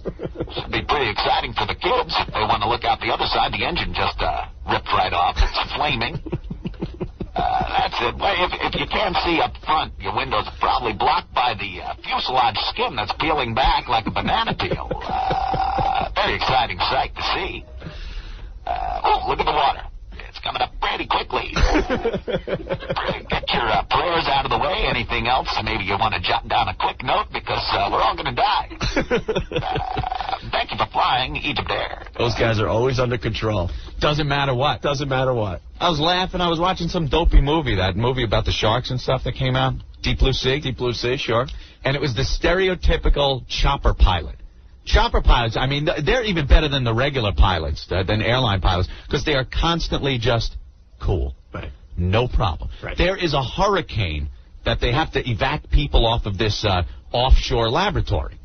The wind is like 200 miles an hour, rain, they can't see anything. The pilot's just like, ETA, 5 minutes. And his face is just stumping. They never he looks over his co-pilot at 1 minute and goes, holy I can't believe the weather. We're probably going to die. Just a little bit. Why don't you get those wipers on high? Look, it was flaming hail. Well, I've never seen this before, but I'm sure we could cut right through this. No problem. Your stewardess is going to come around with your last meal. As we plummet towards the water, try not to puke on your pals. Good thing. Your family's probably not going to get much more than a finger or anything, so you don't have to worry about anyone identifying you. That bang you're going to hear is the sound barrier. We've just crossed it. Stewardess just flew out the back of the plane. There's a hole in the back of the plane. Very exciting for the kids. Just feel free to crap yourself. Of course, the no crapping light has been turned off. You're free to crap around the cabin. Tammy, what's going on? As a flight attendant, you know what the guys do? What are they doing there? Okay, the minute that right after you take off, it goes into autopilot, and then after it goes to autopilot, they read books. They read books. It's all automated now, man. They read books at every bump. I'm like, oh, what was that? You know, you watch the movies and stuff, and you see like the pilot, okay. This is the tower. You're clear to ascend to 30,000 feet. And then he's like, okay. And you see him like pull back on the stick. That doesn't happen. They have a dial with the altitude. They dial it in, push a button, the plane does the rest. It goes up to 30,000. And they're just reading books, playing cards. I read a whole thing on this, a typical flight from New York to L.A., and the pilot and co-pilot are playing cards. Cards. No fish? I got 4 jets. Watch the turbulence. Yeah, they're always very calm. I'm very attentive to what the pilot's saying, too. And I hate that because a lot of times the air, like somebody sitting next to you puts the air on so loud that I can't hear it. So you hear like the bing, bing.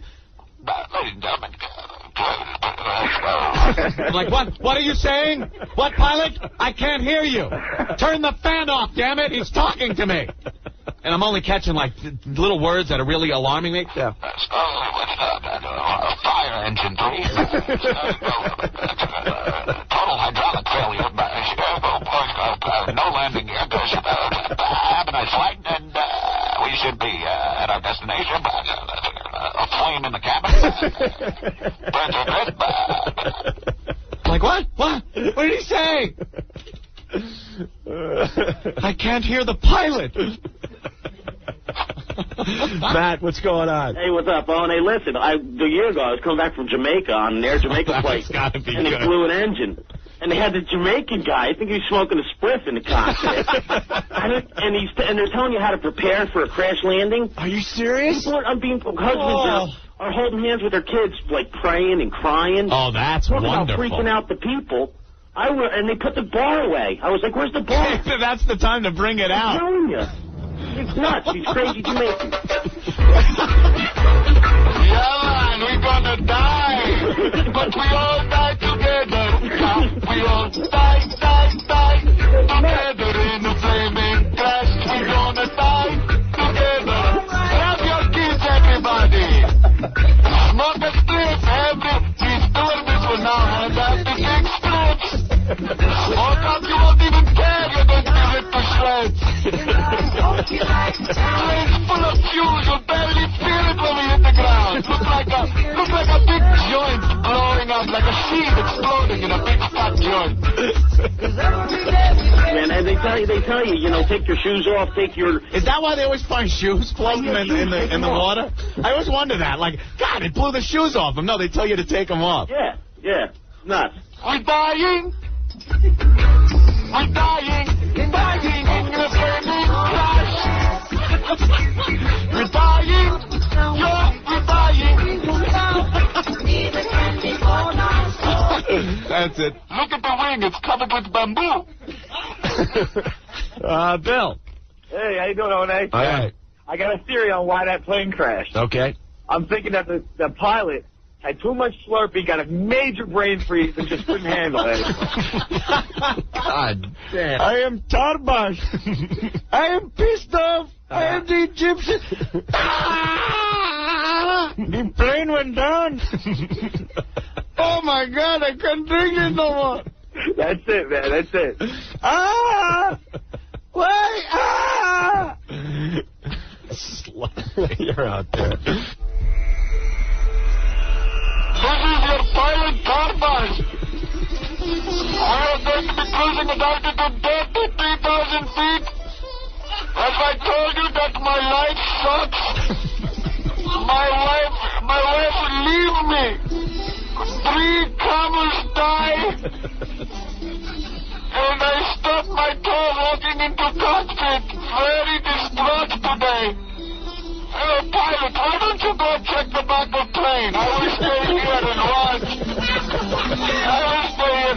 No, I haven't even been thinking of turning off autopilot and engines and sending the plane into death dive at supersonic speeds. Wouldn't even dream of that.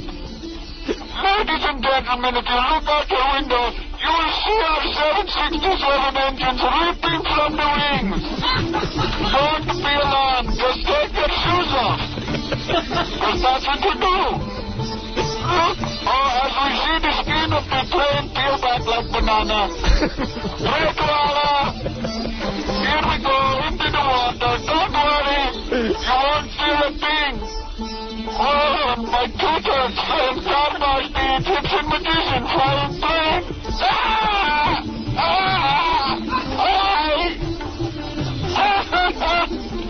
I am Corky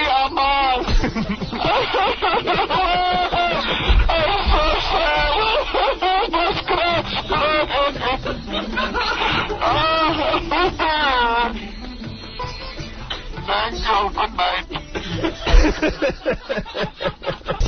Opie and Anthony.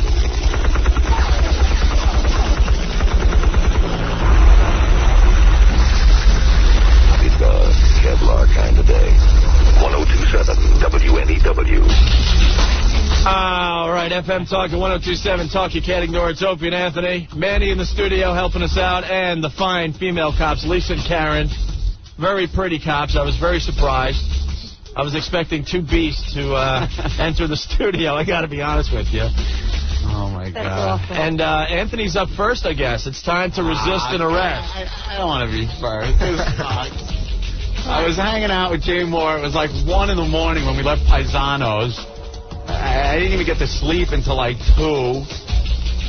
You knew we were coming. So now you got an excuse when they kick your ass right now. Yeah, I know. I'm kind of pussying out. Well, you better go to sleep. All right, so Anthony is taking she says the rules now, because she gets all the guys on their knees with their hands behind their head before you even approach them? No, we Absolutely. So what, you say like, get on your knees. On your knees, hands above your head. And then you holster your weapon, walk up to them with your cuffs, and then the second you touch one of us, then we can start the resisting. You got it. So that we're going to start on our knees? Yeah. Oh, we got a couple. It's probably for our own benefit, to tell you the truth, because if she flips a leg out, we're just going to go on the floor anyway. All right, well, Aunt, get up. You're first. This blows. Lisa is convinced she could get Anthony handcuffed within 30 seconds. Lisa, you have a real nice body, by the way. That little belly shirt going on. Dude, check out the other one. Yo. Wow, they're both really nice. All right. All right, Anthony is... All right, hold on. Hold on, let me explain. Aunt, get a mic. Rick, get a mic to Anthony. And turn the other way so you can face right into the mic. All right, Anthony is on his knees. And you got your knees, your legs crossed behind you, too? Yeah. All right. All right, Lisa is behind Anthony. Anthony is putting his hands in front of him like they're against the wall. He's on his knees. His legs are crossed behind him. Lisa's got the handcuffs. Wait, who's got the stopwatch? Okay, I got it. All right. I got it. Rick, you tell him when to go, okay? All right, I'll give you a 5-second countdown, okay? Wait, you're starting from that position? Hey, what is this, man? Hey, where y'all be arresting people at? In Beverly Hills? Right. Yeah, we gotta like fight a little bit. Anthony's got. Wait. Anthony's in. Hey, you fagging out already? From my mistakes. Oh, Anthony's just gonna be a cop out. Ant's got his hands behind his head. He's on his knees. Okay, ready? All right, hold on. Ready, set, go. All right, Ant's fighting. Whoa! The cops got him down. They're struggling Anthony. Wow, they're all over him. Ant's really loving this. Ant's fighting like a mother. Okay, Lisa's got one arm, and the other cop's got the other arm. Ant is getting busted up. His face is crunched against the couch. They both have him down. All right. Oh, he's up. He's fighting. God, I feel like I'm watching an episode of Cops. It's at 20 seconds. Ant's fighting. Lisa's got him down. Oh, Ant's running. He's done. He's making his way for the door. They're fighting. Oh, they nailed him. Oh, my God, this is like Fight Club. We just hit 30 seconds. All right, I think Anthony is tiring. Lisa's on his back. Karen's got the one arm. Lisa's got the other arm. Oh, my God. All right, one handcuff is on, and here goes the other handcuff. Karen is screaming at him to put his other hand around his back. And Anthony is... I can't see a thing. You're going to have to let me know. Anthony is cuffed. At 58 seconds. Hey, but they kicked his ass. They did kick his ass. Wow, he ain't moving. Holy cow. Get Ant up so he can talk. Oh, they're even lifting him up. God damn, man. You look like a criminal right now. He does. He is out of breath. He's on the lesbian couch right now. Wait, get a mic. Get a mic on him. Yo. He's not moving from that couch, though. Hey, yo, they are tough. Holy. All right. You girls are kind of tough. All right, Ant. He's out. Yeah. Ant is exhausted on the couch. In my right thumb. He made a nice dash for the door. If he could have gotten out of that door, he was home. Yeah. And how do you feel? Exhausted. You look it. Woo! Ladies, I must say, that was very impressive. Wow. She cuffed you. She's got a belly shirt on. Oh. The chokehold. They put you in a chokehold? I didn't see that. Chokehold. I felt myself slipping away. All right, they're taking the handcuffs off Ant. And I think you're officially part of Fight Club as well, by the way. Because that was like resisting arrest and Fight Club all in the same thing, man. Hey, Ant, you didn't fag out at all, baby. Man, I was trying to get out the door. And you almost made it to the door. All right, Ant's getting back to his little area in the studio. Dude, let me tell you something. Yeah. At first, you could tell they were being a little gentle. Like, seeing how far I was going to take it. At the point I tried to run away, I was put in a chokehold. I saw that. My head thrust to the floor. I saw that. The one cuff was kind of twisted on my arm. I thought my wrist was going to break, and then I just gave up. I went, okay, and I actually said the F word. Like I was really being arrested. I'm like, they got me. Look how happy they are. All right, how long did I last? 58 seconds. All right, that's not bad. Prove to you guys out there that we can do it. That was pretty impressive. Now, you Karen, kick ass, man. Karen, how tall are you? We know Lisa's like 5'1" or so. I'm about 5'5". Holy Jesus, man. It's warm water. Whew. Well, you're a cop. They're not going to give you the good stuff. Oh. I'm just kidding. You're next, Mark. Manny, you ever see that happen in the neighborhood? How are you? Yeah, all too many times. Yeah, Manny, this is like a nightmare for you, isn't it? Only rarely it's a white guy like me. Yeah. No, you believe me. Thanks, Baz. 20 seconds in, you was the average criminal, Ant. I was fighting for my freedom. When your hat came off, you was a cocaine smuggler. What's up, my brothers? Why are we being oppressed? I'm gonna start calling you Kali.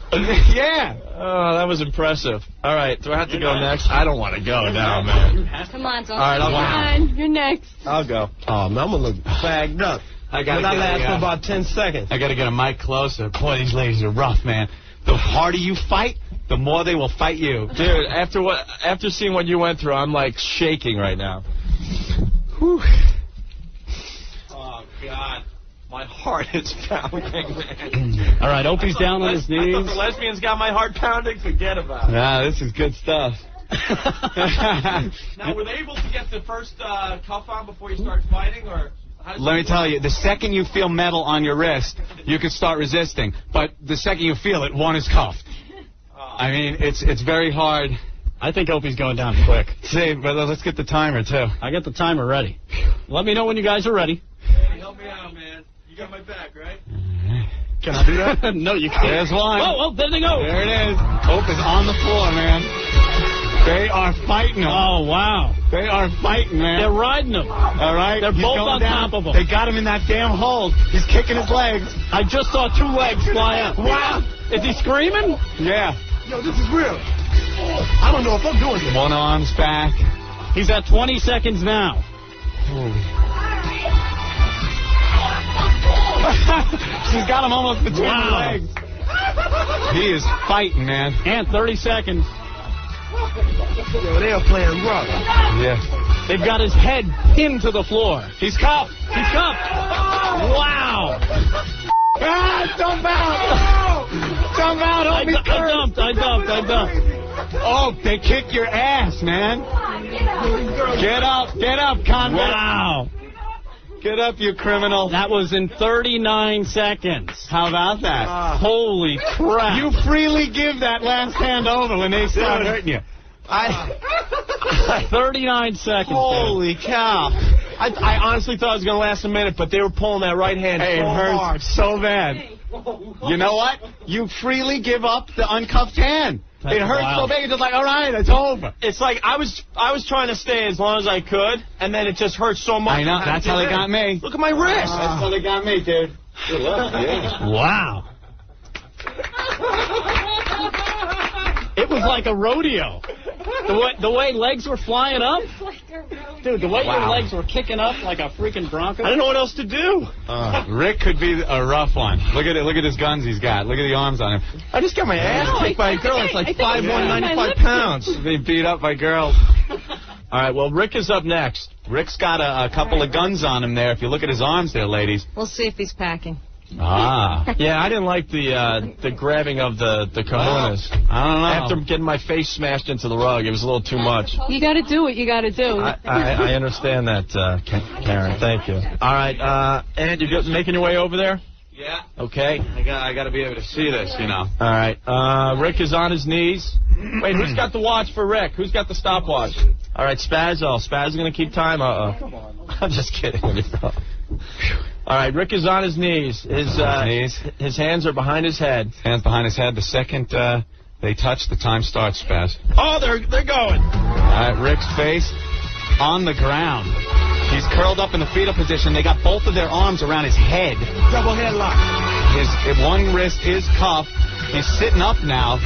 Wow, they're having a tough time with Rick. He's on his stomach. No, he's back up on his knees. Whoa, the one chick stepped on his ankle. Oh. He's screaming, Anthony. Yeah, they are really pulling out all the dirty tricks for Rick. Oh, my God. Wow, Rick's doing quite well. Oh, all right, the cops are getting crushed. They're all right, having a tough time getting that on. Take him out. Oh, his face just went into the floor. All right. Oh, watch those cart racks. All right. Rick They're is just screaming. bending his arm Rick now. is screaming. Rick is screaming in pain. He doesn't want to give up that arm. He doesn't want to give up the arm, but he's going to have to. Here we go. Here it comes. 1 minute. Give it up, Rick. He went a minute. He went a minute so far. He's running out of steam, though, Ant. He is really resisting, Oh, man. they got the chokehold on him now, man. They almost had that arm behind him twice.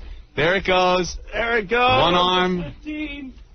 He's rolling back over again. No one talking trash, though. Everyone is saving their breath. Oh, my God. She's got him in the chokehold. Rick is exhausted. Rick is exhausted. We're up to a minute and a half. Oh! Rick doing a great minute job and a half. And, there it is. Rick has lost control of his blood. His butt is kind of... Whoa, he is putting up a fight. There's stuff flying. Minute 45. He's grabbing the package. That's not good. I knew Rick would put up a good fight.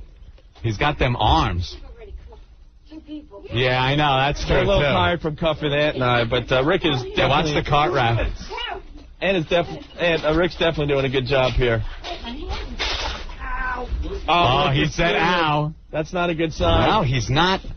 He is not giving up, man. The one cop has her knee on Rick's throat right now. On his head. On his head and Rick is screaming. Oh, look, he goes, all right, time. Time. 2 minutes, 15 seconds. Oh, my God. Whoa. Son of a whore, he says. He is in pain. The girls are exhausted. The more you fight, the more they'll fight, Rick. Them's the rules. Oh, they want to leave him cuffed. All right. Whoa. Rick is not getting up. You all right, Rick? He's exhausted. Look at that. That was brutal. Fight Club. That was brutal. That was great. I saw a knee on Rick's cheek at one point. Rick is the champion. He lasted 2 minutes, 15 seconds. His face was... You know something? Rick can take some pain because that cuffed hand was just turning white. Oh, look at his wrist. There, man. Look how great they had that cuff. He wouldn't give up. Rick, grab a mic. Look at that. They got you good. Rick, what was the breaking point where you finally said, all right, what was hurting so bad? I thought I was going to get some, man. I heard one point you said, all right. Yeah, it's because the cuff got so tight right there on that vein. Like it's all black now. Yeah. That's where it was just like, okay, I don't want to break anything. Right. You're right, Rick. We're sorry if we hurt Look you. at his nose is bleeding. He's got a bloody nose. You got. What's that little move you do to take out the ankle? Oh, you step on their ankle and you're pushing it in and they can't do anything. Yeah. It hurts. It's very painful. Rick bleeding from bleeding the from his nose. Bravo. We have bloodshed. We have blood. All right. We like blood on the Opie and Anthony. Yeah. Wow. I must say, ladies, that's quite impressive. Look at Rick. I've never seen his hair messed up before. He's a wreck. He started fresh. We started after cuffing 2 other people prior to that, so it took a little longer. Anthony's like a girl. He was kind of tough. Oh, that's right. Yeah. I don't think you girls need any excuses. I think you did great. Whoa. Look at the cart racks. Look at the leaning tower of cart racks. We got to fix the studio before we get out of here today. Woo. I was really turned on for a second there. Yeah, for a second. You see what you did to your package to try to make you resist? Oh, yeah. I had a face full of my own stuff. So. Yeah, you were completely in the snail position. Manny, what do you think? I'm pretty impressed. Yeah, that was pretty good. I can't take anything away from the girls. And the guys are pretty tough. What a show this has been, huh, Ant? Woo! I'm exhausted. Rick looks out. Yeah. Rick, you look completely spent. Rick, let's see the wrist, man. Between hypnotism and getting his ass I hope beat Rick's wife doesn't come looking for us. Wow, look at that wrist, man. Yeah. Damn, that's good. He was using, like, his ass almost as a block so you couldn't get the arm back around. At one point, he used his ass to push me into that rack. That's when you have to knee them in the cheek. That's when you have to knee them in the head. I saw the knee on the cheek, which was a great move. Your face was squished, Rick. It was just a... What's your name again? Karen. Karen's stepping on my ankle. She's stomping on it like that. Yeah, she's kicking me. I'm like, what the hell? Karen scares me. Like, Lisa does it with a smile. Karen has this look on her face when she's doing it. You don't want to mess with. You got to get the job done. Yeah. I understand that. More than capable. I'd hate to be married to it. A gigantic boombox is coming down the street. Hand me the RPG-7. And Anthony, 1027 WNEW. No justice, no peace. No! No justice, no peace. Reverend Al, I didn't know you were going to make a visit to our show today. I am plugging my website. Yeah, I see that. Hallelujah. We've entered cyberspace where we are not victims of racism. There ain't no race in cyberspace. My website is presently under construction like the Apollo Theater. Yeah, Anthony. I need your contributions, please. So crawl out from the oppression you're under and email Reverend Al your credit card number. No justice, no peace. Yeah, I hear that. This is a wonderful website that I have. Well, tell us a little bit about it. Well, if the cops shoot up your house, tell Reverend Al with a click of the mouse. It's going to be a nerve center of the community. Uh-huh. That's right. Even if you're in jail, you can get Reverend Al email. Praise the Lord. Reverend Al's in cyberspace. I also have my line of hair care products and shellac online that you can purchase. It comes in the same bottle, so don't be discouraged. Okay. You can also download my spinning medallion screensaver. It's a wonderful screensaver, that big Volkswagen hubcap medallion you always see your Reverend Al wearing. Well, I'm going to go do that right now. Yeah. All right. If one of our brothers is an Uncle Tom, report him to me at ReverendAl.com. That's right, people. Praise the Lord, Reverend Al's in cyberspace. Hallelujah. It's going to be a lot of fun, too, online. Well, I hope so. I got online games. Yeah? On the ReverendAl.com. I can only imagine what type of games you got in cyberspace. Well, you can download Tawana Raiders 3, where you guide Tawana Brawley through a maze of racist, rapist politicians, judges, and police officers, all the while trying to make yourself a legitimate activist in the community. Watch, let me boot that up now. All right. Whoa, there we go. Whoa, look out, Tawana. Oh, look, I just nailed Stephen Bagonis. Look at that, sorry. Oh, there goes the DA. Ha, look, I'm making ground now. Oh. Oh, damn. I was doing so well, but I fell into the rabble-rousing, trouble-making, race-beta, lion sack pit of doom. Why I always make that same mistake on my way to the Senate. Damn. Wow. Well, all this fun can be yours at ReverendAl.com. And that address again, www.FYD.com. That's right. That's right. Praise Jesus. No justice, no peace. I have been vindicated. All right, there he goes, everyone. Reverend Al. Wow. We haven't had Reverend Al on the show in a long time. He is pumped up about that website. He is running down the hallway right now. Sounds like fun. I want to play Tawana Raiders 3. Opie and Anthony. 1027 WNEW. Who comes running when the cops get out of hand? Who thinks the mayor's in the Ku Klux Klan? Yelling and screaming as he's speaking to a mom. He wears expensive suits, but he doesn't have a job. Reverend Al, he's your pal.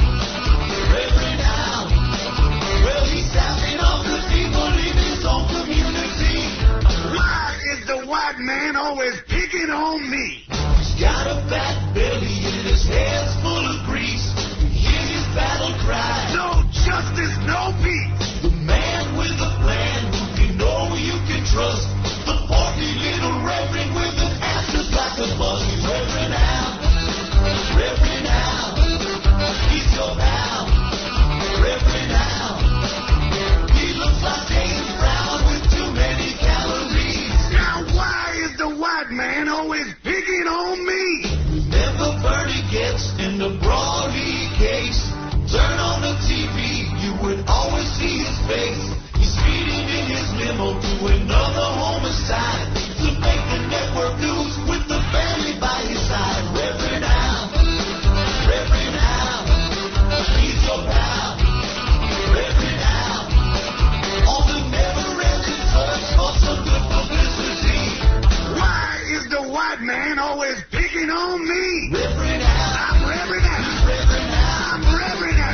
I'm hungry. Reverend Al, he will represent your family and he doesn't charge a fee. As long as the footage makes it on the TV. Reverend Al, I'm Reverend Al. I'm your pal. He's your pal. That's right, Reverend Al. I'm Reverend Al. He's a raised-faced, white-hating bag of baloney. Now why is the white man always picking on me? Reverend Al. Yeah, I'm Al. I'm Reverend Al. He's your pal. I'm your pal. Reverend Al.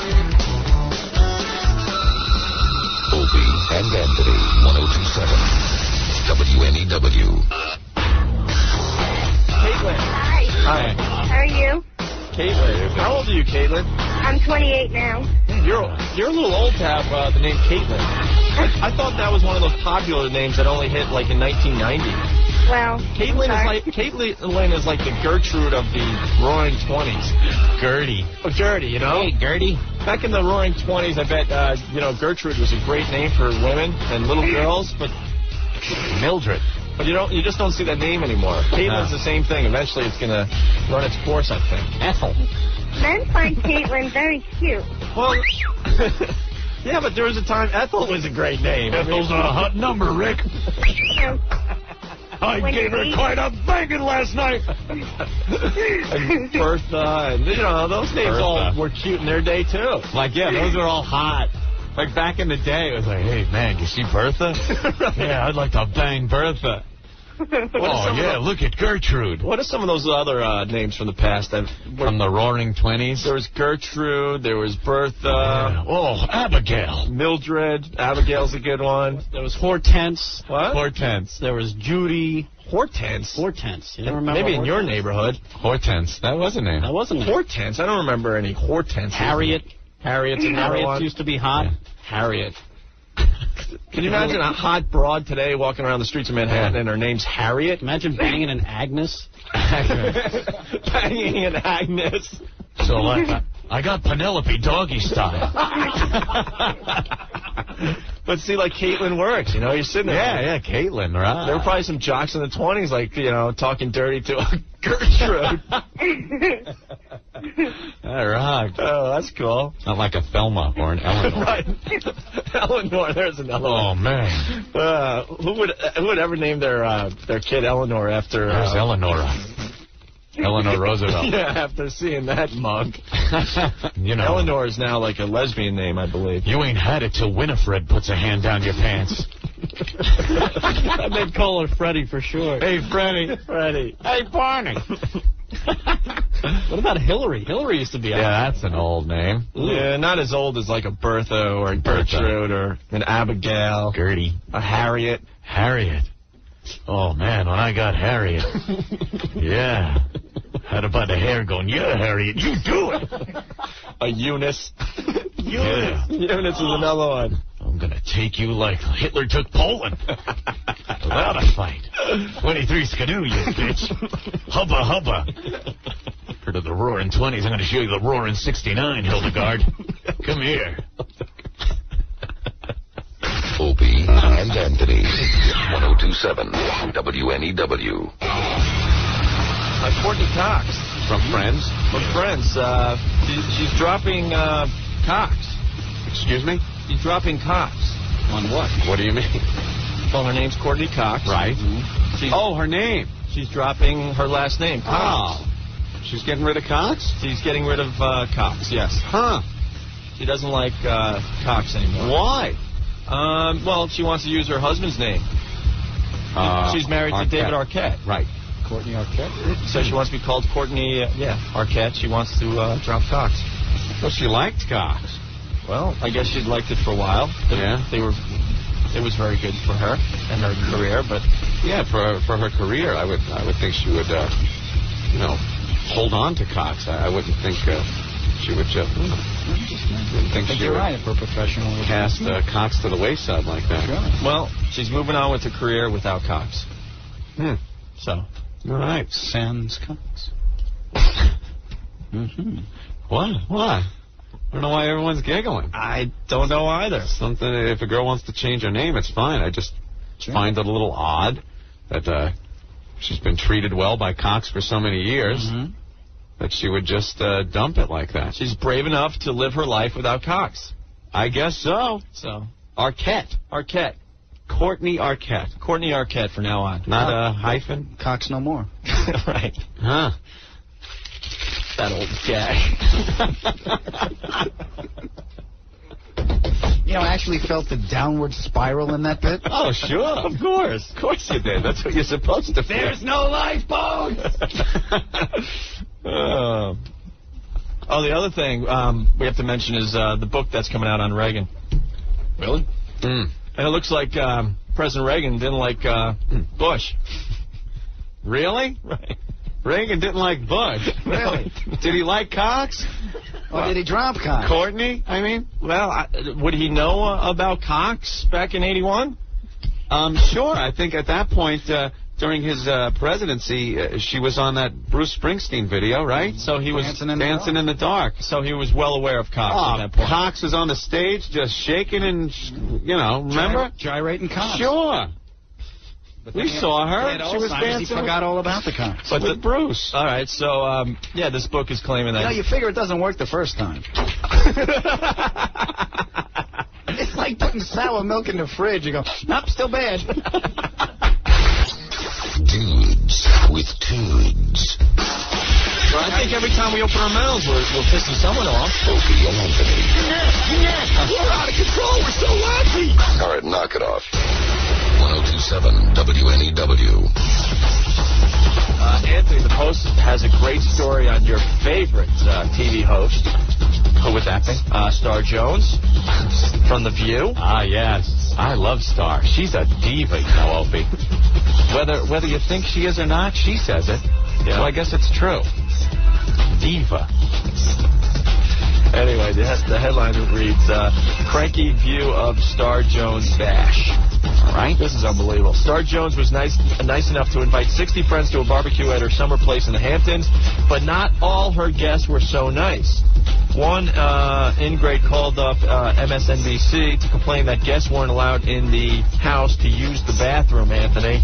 Instead, they were relegated to rented portable toilets on the lawn. She wouldn't let the guests in her house to use the toilet? No, she didn't want guests using her bathroom. Well, I got a reason for that, honey. See, my ass is so big, I got a custom-built toilet bowl. It's as big as a jacuzzi. And I was fearful they would fall in with their skinny, narrow asses. I'm a diva. Oh, you're a diva, all right.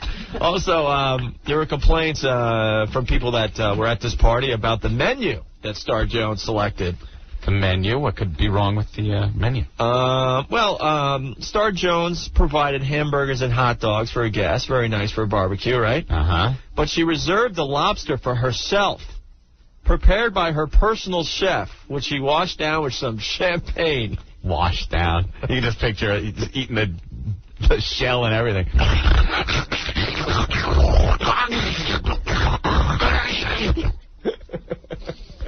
someone goes for the lobster.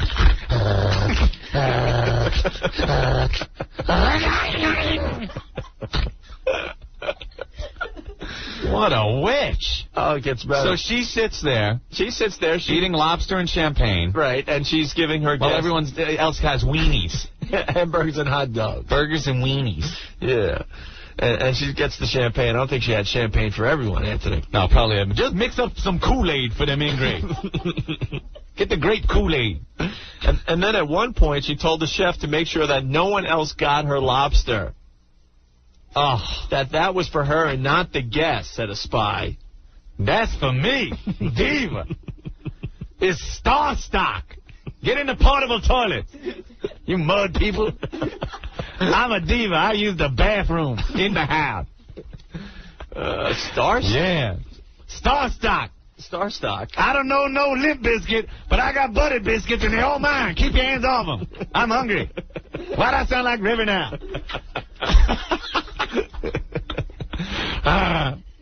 I love the Red Hot Chili Peppers. Yeah. Not the band. I'm just eating Red Hot Chili Peppers. Yeah, it's Star Stock. Pass the corn.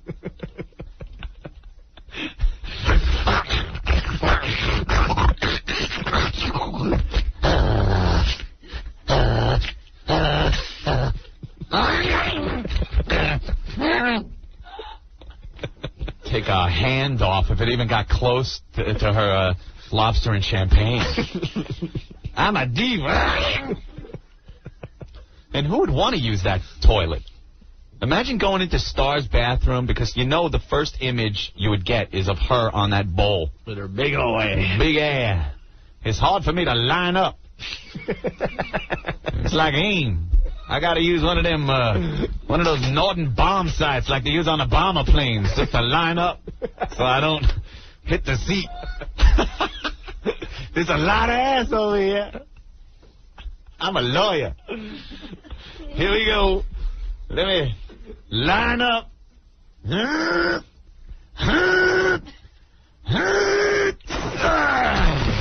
we go. Stay out the bathroom. Star, I have to use the bathroom. Use the tree out back. This Star's bathroom. I'm a diva. Here's another one. Ooh, that was a whole claw from my lobster. That hurt coming out.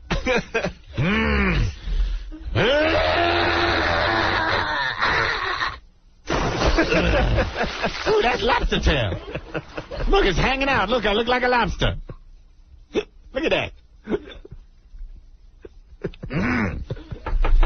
Star, I really need the bathroom. Use the pool. Woo! Damn, that's a tasty crustacean. Yeah. Uh-oh. Uh-oh, this one's working out pretty good. Stay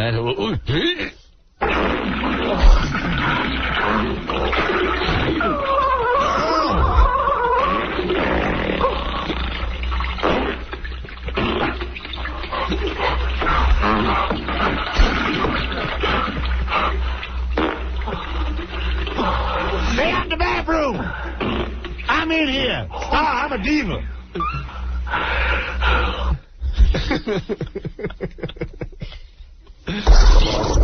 Opie and Anthony. There's no level too low that you guys won't stick to. 7 WNEW. Gift shop, this is Jackie. Hello, this is Ronald Reagan. I was wondering if Nancy was there. I need a change, and I got a load in my pants as big as the Lincoln Memorial. You were wondering if Nancy was here? Yes. No, not today. She won't be here till Wednesday. Oh, jeez. By Wednesday, my Depends will be messier than the seat in JFK's limo. Why don't you talk to my manager? Hang on just a moment. Okay. Hello? Hello, this is Ronald Reagan. I'm just calling the gift shop wondering, well, what's the hottest selling item there?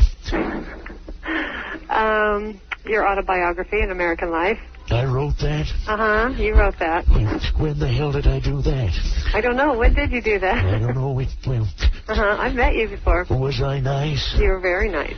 I don't remember you. Did you have a nice ass? I don't know. I remember a good ass when I see one. You know, Nancy used to have a nice ass. Now it looks like 2 big heads of cauliflower. Do you have big breasts? No. Do they look like the top of the Capitol building? Because I like big breasts, like the ones on Ted Kennedy. Hello? Wait a second here. Yes, this is Ronald Reagan. Yes, you sound just like him. I want to know if, well, my wife Nancy has stopped in yet. Yeah. Well, maybe you better check. Let me have you check with our cashier. She might have seen her. Jeez, old Ron's getting the run around like the Pope in an abortion clinic. Hello. Hello. Hi, this is Ronald Reagan.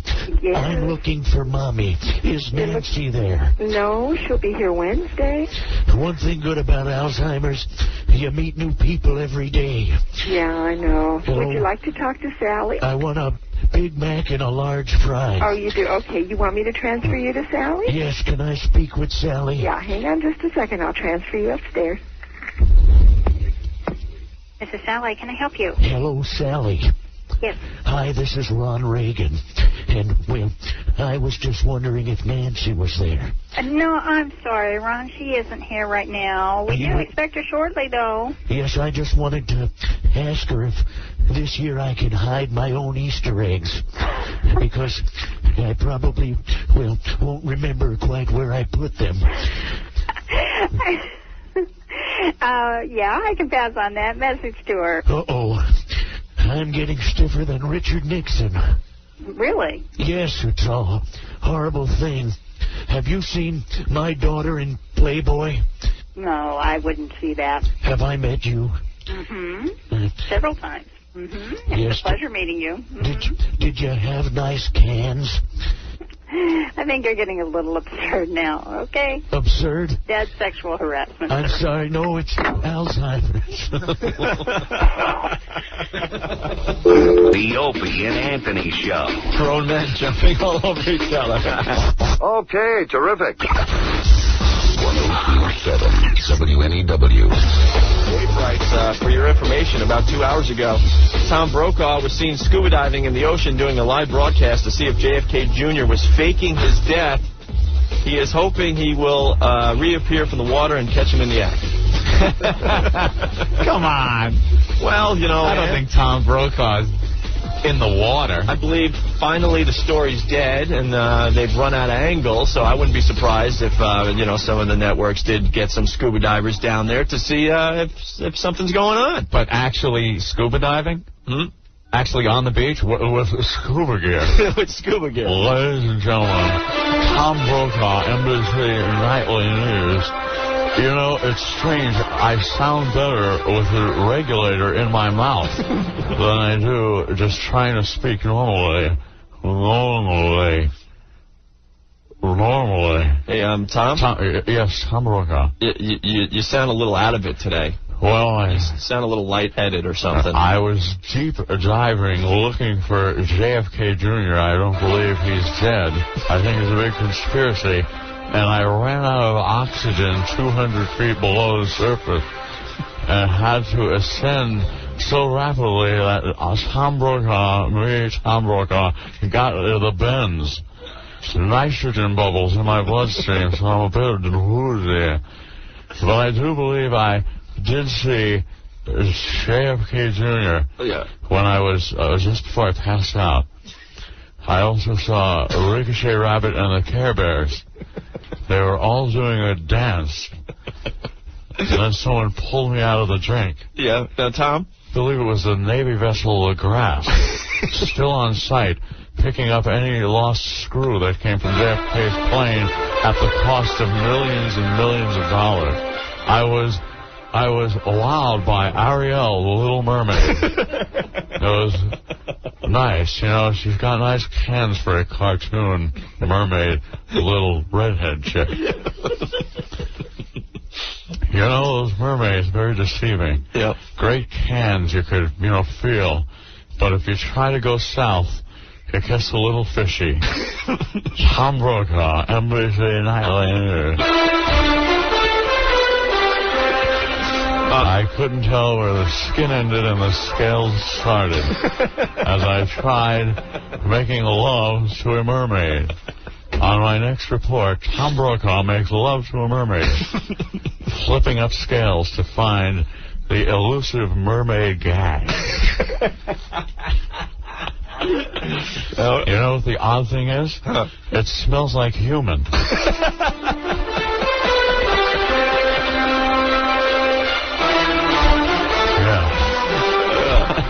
Tom, while we have you in the studio. Yes, Opie and Anthony. What was the toughest thing you've ever had to say on the news? I believe it was back in the 80s.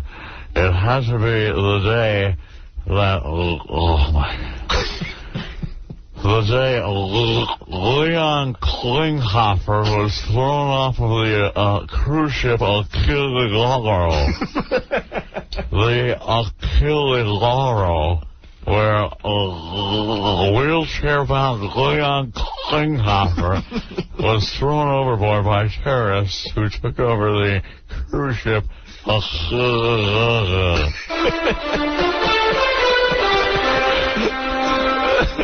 Why do you always make Tom Brokaw say that? Say what?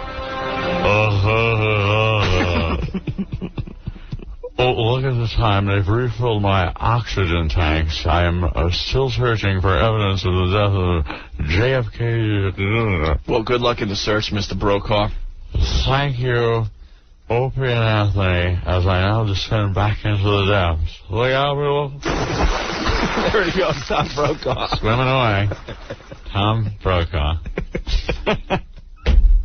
Hey, he's having sex with mermaids. Opie and Anthony. 102.7 WNEW.